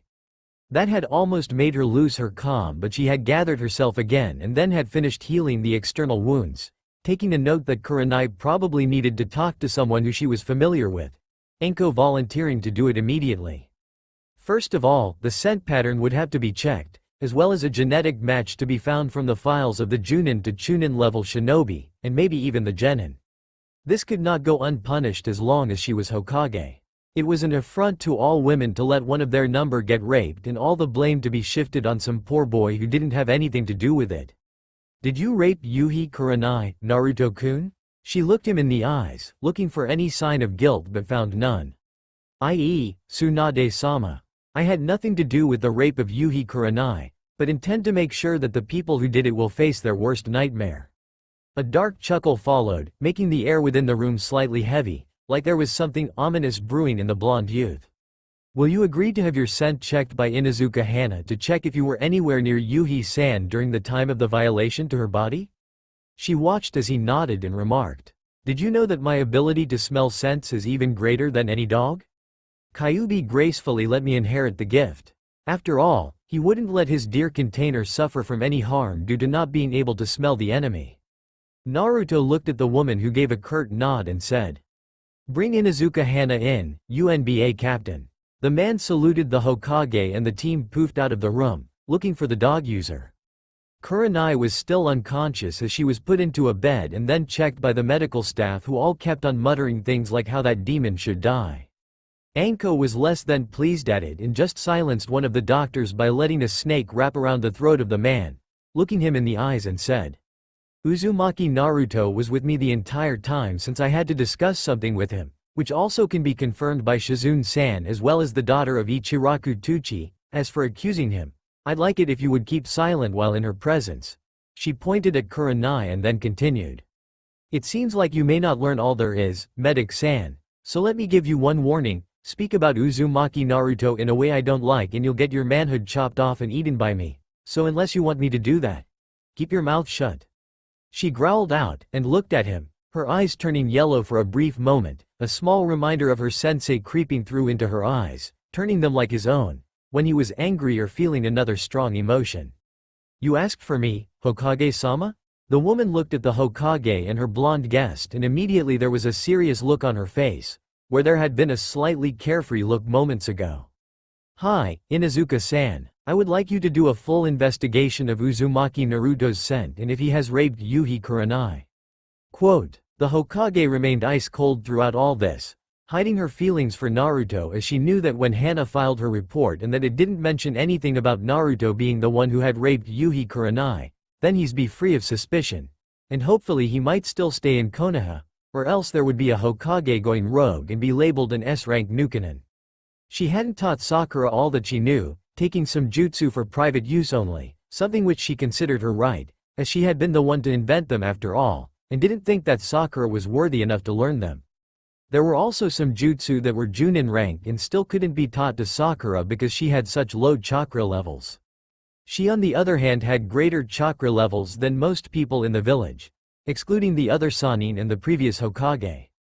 Naruto was the only one who could easily surpass her with chakra levels that would rip apart the very earth around him if he released them. The fourth tail of the Kyuubi would make him more prone to go into a berserker mode and would not make sure that there would be no damage inflicted on him. Uzumaki-san, follow me to my house, and we'll do it there, and afterwards I would like to talk to you. The voice was serious, unlike her younger brother who had once joked around while in class. Naruto followed her without a shred of a doubt that she would subject him to a full investigation and just followed the flow. They walked through the village, the villagers and shinobi giving Naruto dirty looks who he returned with blood-red eyes and a snarl at sometimes. He could feel how the heartbeat of most people began to quicken the moment that he passed, and he could smell the fear thick within the area when he passed, knowing that they were all too scared to do much against him. Yes, scare them, make them feel pure terror before you rip out their throat. Kyuubi cheered within his mind and Naruto smiled a bit, a deep bloodlust within the smile, which made it look creepy on his face. He looked at the woman who was leading him towards her house and grinned, not really all that interested in facing a full examination by someone who used dogs. "Cousin, I'm home," she shouted when she approached her home, her blonde companion scowling slightly. A woman he recognized as Kiba's mother came out of the house, and looked at the pair with eyes which seemed to be looking for something. "Hi boy, how are you today?" It took him a few seconds to process that this woman was speaking to him and he answered. "I'm fine, at the moment Inuzuka-san. Your lovely daughter is about to subject me to a full-body search or something on the order of the Godem Hokage. Something I'm not too pleased about since I would be under constant fire from Tucson. I am not that bad, Naruto-kun. I just want to make sure you have some fun, and I heightened the pheromones your body produces slightly, allowing more and more females to like you in a way other than thinking you as a demon." Naruto groaned and said, "Tucson just told me that my pheromone production has raised slightly, with effects that he wouldn't clarify." He kept on mumbling something about maybe making sure that the thing was sealed for a month so he couldn't talk to it but still access Tucson's power. The Chunin and the Junin's eyes widened slightly as they beard that he referred to Kyuubi as father, and Sume had enough courage to ask, "You call Kyuubi your father?" Naruto nodded and said, "Hi, he's like a father to me, helping me out whenever I need it and offering advice about doing things." He blushed at the thought that was running through his mind, of a certain Hokage screaming his name as they lay between bed sheets, moaning and twisting and relishing in each other's presence. "Alright, enough daydreaming Uzumaki-san. I am going to need you to go into the house and then follow me." "Cousin, can I use that room?" she asked to her mother, who nodded and said, "Do you need to use my dogs too? I don't have any mission for the next 3 days so they are free if you want to take them, but only with their permission," Sume said, looking at her daughter with a slight smile on her face. Her daughter could be as rough as possible with her examination there without being disturbed. As the two entered the house, Hannah having rejected the offer of using her mother's dogs, favoring her own dogs over those, and they walked through the house, greeting some family members every now and then, with Naruto simply giving a small grunt in recognition, while Hannah greeted them. They came to a room which was labeled, "Torture Room." Naruto gave an uneasy glance at Hannah, who smiled slightly and said, "Don't mind the title, Uzumaki-san. You'll find out that the room is not a torture room at all, but merely a room in which most members of the household go to have some peace and quiet, but often, there is nobody within the room due to the fact that most of us are busy with missions and other stuff." She opened the door, to see an empty lounging room, and she ordered Naruto to stand on the free space in the middle, his legs spread slightly. When he had done so, he could feel the nose of a dog sniffing his left leg, and then he said, "Shall I go lie down? That way it would be easier." She nodded and he laid down, his eyes turned towards the ceiling.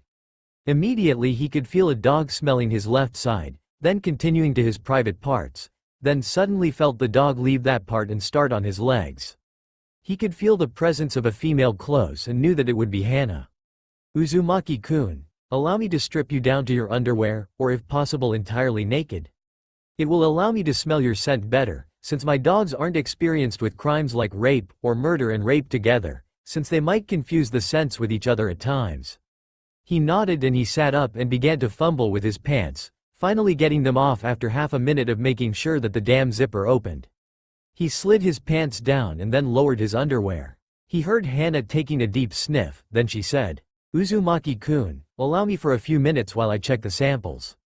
Please get dressed. She got the semen samples from a pocket, and opened the bags they were contained in, smelling no scent of Naruto on it. There were different categories in which it could be classified, and most of them seemed to be able to be identified by the scent of the semen, which carried a part of the genetic code and through a long and difficult explanation could be explained. You are not the one who did this, Uzumaki-san. She stated and shivered, as the powerful scent of him was still lingering within her nose, making her feel strangely wham, like a bitch in heat. She knew that the feelings must have been evoked by that pheromone thing that he was talking about, and Naruto said, "Good. Will you check the rest of the people available to you for the scent? I'll go back to my house." She looked at him and then said, "Why don't you stay for dinner? I'm sure that you wouldn't want to go back there. It's burned down," she said, looking at him with her eyes slightly hopeful that he would accept.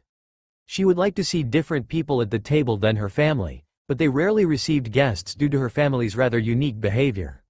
"So the bastards burned down my home," he mumbled, and then looked at Hana and said, "Alright then, I'll eat with your family. Tu-san probably would agree with me." "That I do. She looks good enough to eat. Licking her womanhood would also be nice." Naruto blushed slightly and then sighed and said, "Willing to give me a tour of the house before dinner?" She gave him a smile and then said, "Hi, Uzumaki-san, follow me." He looked as the room began to fill with Inuzuka clan members, taking note that there was a special table set up for the dogs so they could feel. "It looks rather like they enjoy doing things with their dogs, don't they, Tucson? Want to touch?" A grin spread on her face, and then she said, "Serve him, dog biscuit, or I'll make sure you'll be neutered by dawn. I do have that license to neuter dogs. You know, humans are in that same category. It will only be messier than with dogs." She gave him a sweet smile which seemed to convey the message of a lot of pain for Kiba. Kiba grudgingly did as he was told, Naruto taking a great delight in being served by him as some sort of retribution. "So the dog obeys his elder. See, isn't that Kurenai's smell? Do you know you carry Kurenai's smell on you?" Kiba nodded slowly and said, "She wanted to have the team together once again, and me being the prime student that I am, I came to that meeting a few days ago." Naruto knew that that would be able to explain it all, but he looked at the rest of the family and grinned. "There are a lot of things which could have happened. The scent is still fresh on you, so you've met her some time ago." He turned to Hana and said, "Here is another test subject, Hana-san. Please do with him as you wish. I think you talked about neutering him, so if you just let me and I'll make sure he never reproduces."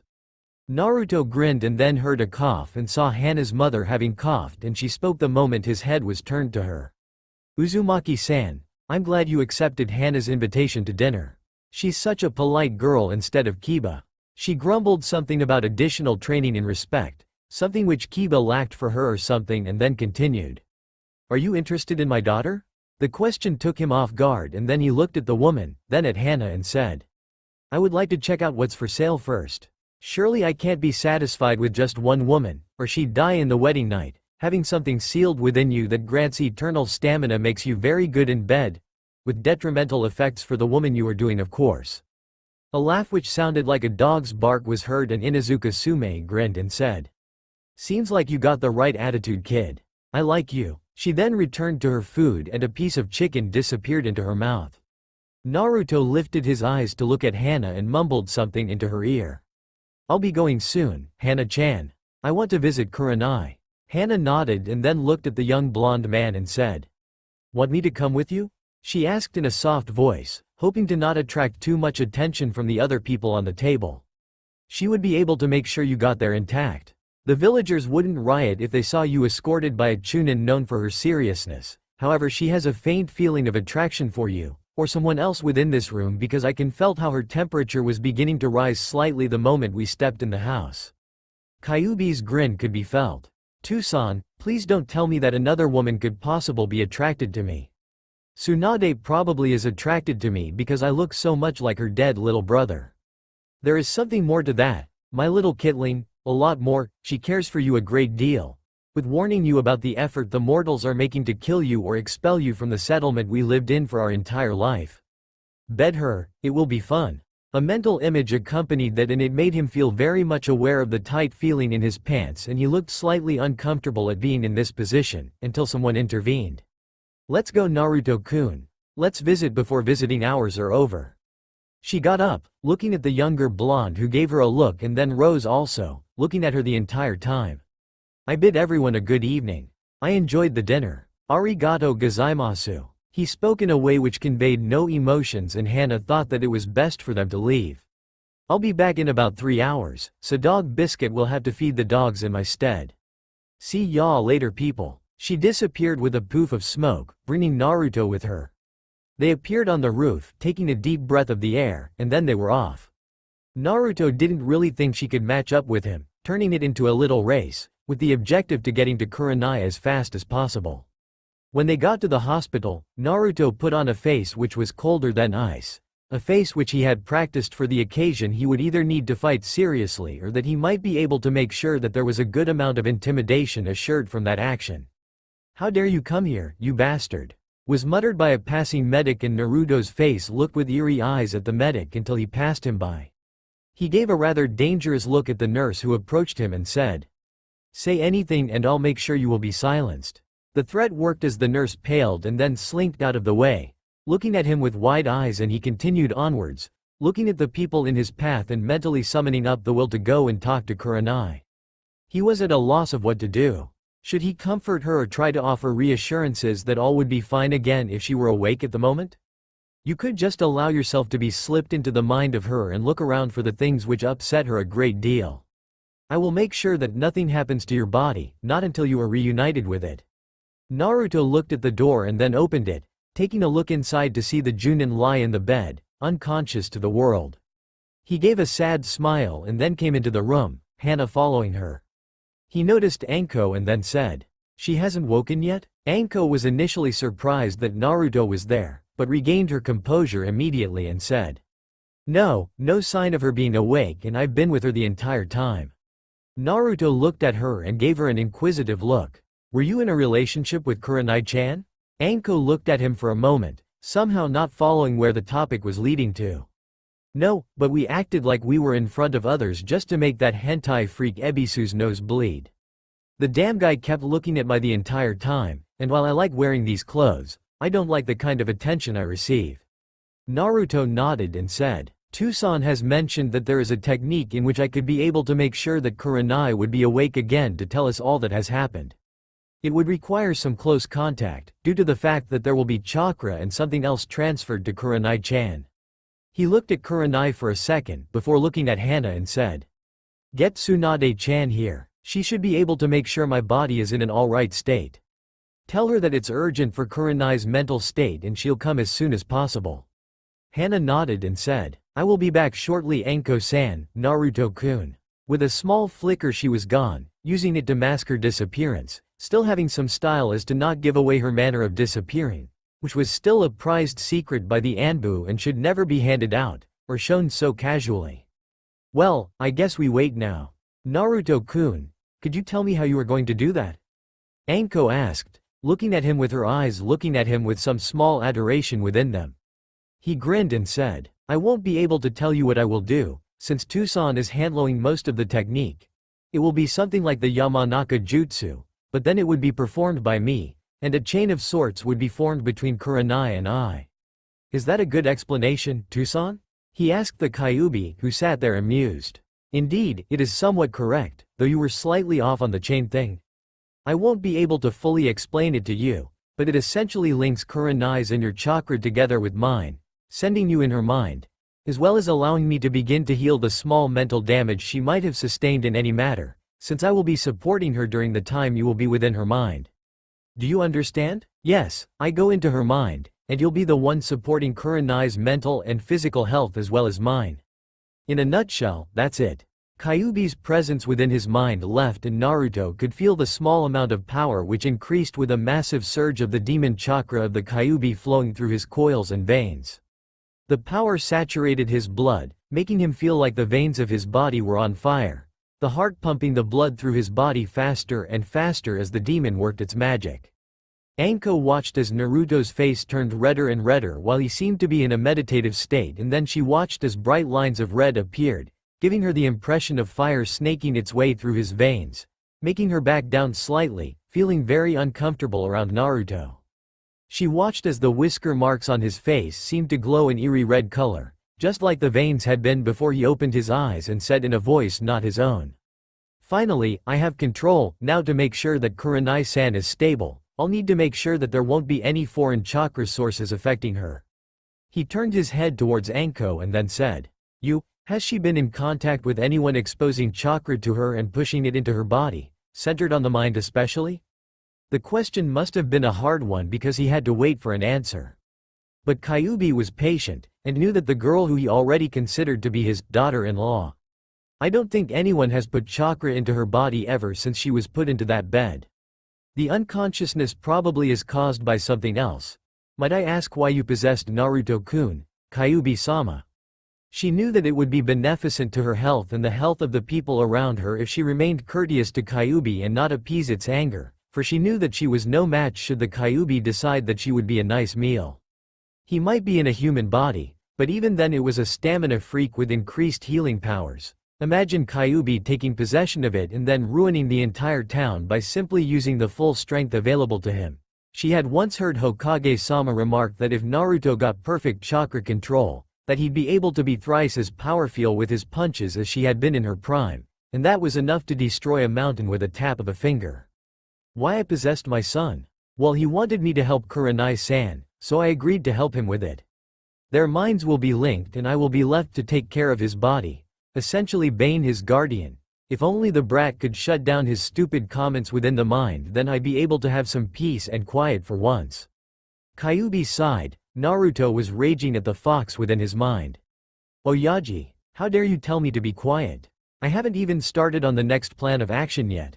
All of this was shouted and perceived within the mind, thus causing Kyuubi a headache the size of the Hokage monument. A bit of movement made Kyuubi's eyes dart towards the place where the movement had been made, and he looked directly at the Hokage's face, which was looking slightly anxious. You said you have found a way to make sure that she's awake again, Naruto-kun? Make sure that she is awake again is one of the things I can do, Hokage-chan. But I'm not Naruto, just call me Kyuubi and be done with it. I'll be here to stabilize the things on the material plane since his spirit and mind is diving within her mind, thus being able to revive her thanks to the link I will establish. Once he has found her, he must comfort her in a way she would deem appropriate, like some sort of quest he needs to fulfill, and she will awake soon after, Naruto's mind returning to his body. Any questions? Kyuubi looked at the new arrivals. Seeing that Tsunade was thinking about something, he said, Yes, he loves you too. With a grin on his face, he watched as Tsunade turned red for a moment and he could hear Naruto speaking within his head. I can't believe you told her that. It was supposed to be a secret from everyone. How can someone like me love someone who is 40 years older than me? And let's not forget that she is the Hokage, and easily the strongest woman in the entire Fire Country, hell, the whole world. Naruto's protests went unheard by the massive fox as Naruto's eyes widened and Kyuubi grinned and said, Kukakuku, I can't believe he'd actually admit that he liked you. Congratulations, Hokage-chan, for most probably becoming one of his mates. Kyuubi looked at the bed with Kurenai in it and then spoke, a solemn tone in his voice. Alas, it is not to be, since he might lose his mind with this technique. And I wasn't that correct in my explanation of his feelings. Seems that he wants to make you happy instead of loving you. Please set another bed next to Kurenai-san's bed and I will begin with the technique.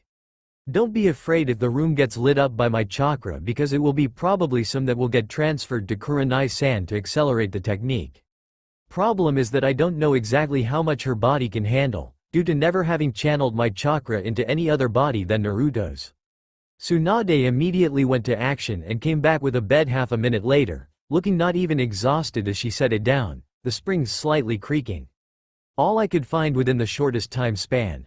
Kyuubi nodded and then laid himself on the bed, which was positioned close to Kurenai's, and he began to focus on the technique which would send Naruto into Kurenai's mind. With a murmur of a name, a flash of brilliant and brutal red chakra, all was still, Kyuubi's red eyes beginning to glaze over as the mind technique was beginning. Good luck, Kit, may you heal her and restore her to her beautiful form. It was an old saying that Kyuubi had quoted when it had heard about the mental techniques employed by the Freud guy. He had thought it up himself, making sure that it was appropriate in this situation. With a bright flash, he knew nothing. Naruto on the other hand looked around in the area where he was, looking for anything which would make sense. He was in Konoha, but it didn't feel like Konoha. He looked around to see that there were words on some of the walls, while there were pictures on other walls. He looked at the sky and saw that it was a void, wherein lightning was discharged with a weird feel towards it. He looked at it as the void seemed to want to draw him inside, and he quickly turned away, looking at one of the walls instead. Filth. That word was the only word on the wall, and he looked at it for a while, hoping to decipher what it meant, and what exactly the meaning behind it was. He touched the wall with his hands, feeling a strange emotion of loathing well up within him, so foreign that the emotion must be Kurenai's. Naruto looked at the other walls and saw that there were other things that were written on them. Slut, whore, bitch. He went to each of the walls and touched them, feeling the feelings associated with them. He looked at the walls and then touched the one with the word whore on it. He could feel a faint flicker of something on the edge of his conscious, a voice crying out something. Please no, he couldn't hear it anymore, but the voice had seemed like Kurenai's. He looked around and then went to one of the pictures, looking at them and then touching them too. He felt something within him being pulled forwards and he watched the memory. Kurenai was 3 years old at that point in time and she was happily playing with a man who must have been her father or something like that, because the man had red eyes too, although they looked rather duller than her vibrant red ones. He watched as the man instructed her on how to hold a kunai. He watched as she was focused and tried to hit the target with the kunai, only to have it miss by a few centimeters off the target's edge. Her father smiled at her and told her that it was okay for her to miss since she was still young. Kurenai got a determined look on her face and she hit the target the next time she threw, being excited about the fact that she had hit the target. Her father was proud of her too that his daughter was able to hit the target, and decided to hold a small celebration of sorts. Naruto pulled from the memory, feeling that he should no longer disturb it with his presence. He wandered through Konoha, taking note of the walls and the things they said. There was one named Love, and when he touched it he could hear his own voice, as well as someone else talking to Kurenai and her giving an answer, something which he couldn't hear. He looked around for any sign of the woman, and could hear some sound coming from somewhere where in the real Konoha her house would be. He walked towards the sounds, looking at the walls to see that there were words popping up and changing before his eyes. The thoughts took a turn for the worse as they turned into curses and words which shouldn't be associated with such a lovely woman like Kurenai. He looked around a wall and saw that the door to her house was open and that the sounds were coming from there. He walked towards the house, hearing the woman sobbing something about not wanting to experience it again and that they please stop. Guy walked into the room where Kurenai and the rest of the main people in this story were gathered and looked at the bed which contained Kyuubi, Naruto, and then placed the small bouquet of flowers on the stand next to Kurenai's bed, and he went to the Hokage to ask her what was happening. Said woman was sitting next to Kyuubi, Naruto's body, and looked at the pulse of the young man and looked up when Guy coughed and said, "How is Kurenai-san?" She sighed deeply and said, "Currently she is in a coma of sorts, her mind having shut down due to the stress it had while her body was being raped. Naruto-kun is now trying to make sure she gets out of her coma so she can tell us who had done this to her and make sure they are put to justice." Tsunade's eyes took on a hard glint as she began to imagine taking one guy's family jewels and making sure they were crushed like nuts exposed to a nutcracker. She grinned in a disturbing fashion. Next to Anko, whose face also was split by a grin which was even more threatening than the Hokage's grin due to the fact that she had the reputation of being totally insane and unstable even for someone as young as her. Guy looked as Naruto's body started to glow and Kyuubi's eyes snapped open as the demon looked straight at Guy and said, "He trusts you, Green Beast. You may reside here without harm befalling you. Others I would have eradicated on the spot." A grin split the maniacal beast's face, making it look all the more demonic to Guy's eyes. Naruto looked at Kurenai and said, "Kurenai-chan? It's Naruto." His voice was different here, probably because he was in someone's mind and this must be his mind voice. He looked at her naked body which was covered with fluids and saw her look up at him, a broken look in her eyes as she cringed at the sound of his voice and hugged her frame in some sort of protection gesture. "Come on, don't be afraid of me, I'm just Naruto and I'm not going to hurt you." He reached out to touch her, but the moment he touched her she let out a shriek which sounded like "get away." And she backed into a corner of the room. Naruto looked at her with a great amount of pity in his eyes and said, "Kurenai, please, I like you for the woman you are and my heart is breaking to see you like this. Please allow me to comfort you." All is going to be alright again. Kurenai felt so dirty at the moment that when the hand touched her she backed away, screaming that the person shouldn't touch her. She backed into a corner, hoping that the person would leave her alone. She felt violated, her virginity taken from her in a way which was the most brutal, by the people who she had once considered to be trusted by her. To have it taken away by Kiba had made her so weary of it all that she didn't want to wake up and see all the pitying stares by the villagers. She watched as the person approached once more, reaching out for her, probably to take her and press her against the floor again to rape her again. She allowed it, giving up, and would just wait for the pain to come again. Internally she cursed her weakness, but her body didn't want to feel even more pain. Naruto watched as Kurenai backed into a corner and he reached out to touch her. He watched as she shivered, and then seemed to lose whatever life she had. He took her hand silently, looking at her the entire time, and then gently dragged her to the middle of the room, on a soft spot of the carpet, and then sat down. With her in his lap, carefully held by him so that she would be able to feel his warmth. The feeling of strong arms around her was odd, and she didn't know what to do in this situation. She looked at the face of the person, but couldn't recall who he was. "Yondaime-sama?" she asked, hoping that it was him to relieve her of this dreadful existence. She watched as the young man's face looked at her in surprise, then softened somewhat and she heard him speak for the first time. "Kurenai-chan, you've been through a lot, haven't you?" Naruto heard her voice and looked her in the eyes, his blue eyes meeting her crimson ones as he heard her speak. "Yondaime-sama?" He looked her deeply within the eyes, and cradled her even tighter, feeling her slightly slick body against his. "Kurenai-chan, you've been through a lot, haven't you?" Quote. He watched as she reacted, shivering enough for him to wrap his arms around her, and he whispered into her ear. "I'll make sure that it will never happen to you again as long as I live." She shivered as he spoke that sentence and then felt his arms cradle her protectively, and he moved his head towards her ear and whispered into it. "I'll make sure that it will never happen to you again as long as I live." She felt secure in his arms, and then she began to cry like she had never done before. The wall of emotions burst from her, and between her sobs she said, "It was so awful, they held my arms so that I couldn't move and then they raped me. I can still feel their hands all over my body, touching me, and I can still feel their presence close to me. Yondaime-sama, please help me." Naruto looked at the woman and he could feel a slight wetness at his cheek, a sign that he was crying at this moment, feeling the emotions she was feeling in the same manner as she was feeling them. A connection between them formed as he began to stroke her cheek and said, "It will all be alright, Kurenai. I will protect you, like I have said once before. I love you and nobody is ever going to make sure that I will stop loving you." She felt comforted by his words and she looked him in the eyes, looking deep into the blue which was within them. She could feel hope and love welling up within her, and then brought her lips to his, and kissed him fiercely. "Then show me your love," she whispered as their lips parted. She looked at him expectantly, and smiled slightly as he colored a bit, knowing what she probably wanted. The moment that she kissed him made him freeze. He wasn't expecting to get kissed by a woman who thought he was the Yondaime Hokage. He looked at Kurenai and then said, "I am not the Yondaime, Kurenai-chan. I'm Uzumaki Naruto, the one who has gone out with you a few days ago."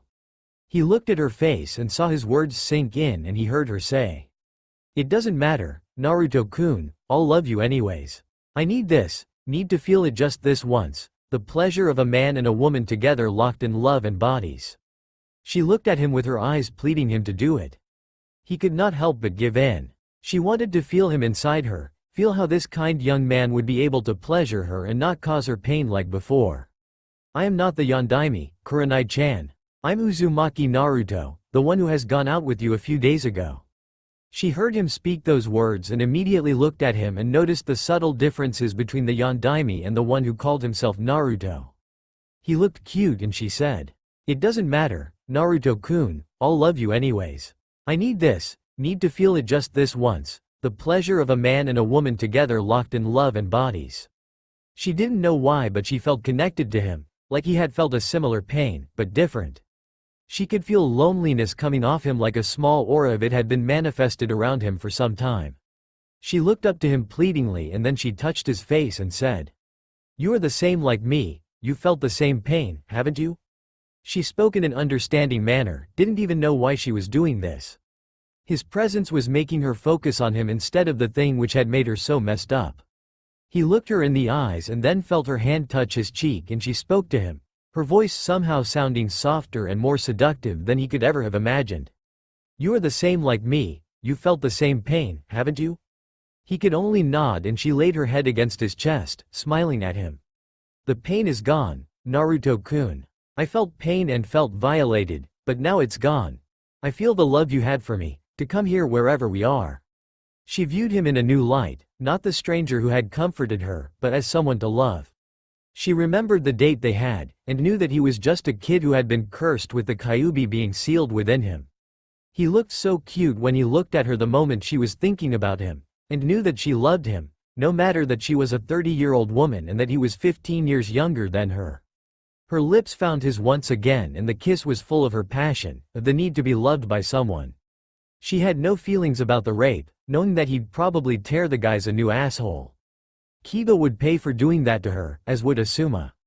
She felt comforted in the knowledge that he would kill to protect her, having proclaimed the liking for him, know the love she felt, and wanting more. She looked at him with her red eyes brimming with lust, to cleanse the taint the men had done with her body and the real world from her spiritual awareness. "Take me, Naruto-kun, make me feel good, instead of those hurtful things they did to me." Naruto could only watch as the naked woman pressed herself against his body and then began to trail her finger against his chest, looking at him and licking her lips. She gave him a seductive smirk and then said, "Let's do it, Naruto-sama." She began to undress him with her hands slowly gliding over her body, making him feel her arms, and he knew that there wouldn't be much to do against it.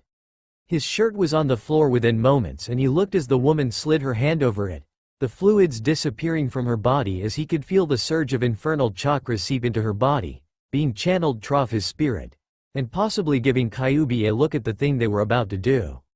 Outside of Naruto's body, Kyuubi had just finished transferring some of its chakra into Kurenai's body to help with the recovery.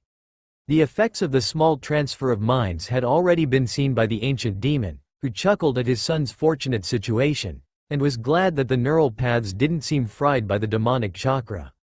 There had been a small problem with the hormonal production within the brains, but the moment that Kyuubi realized that there were no hormones released which would be harmful to Kurenai, he stimulated the pleasure and the happiness hormones, allowing them to make her feel happy, even though she should be a nervous wreck on the inside.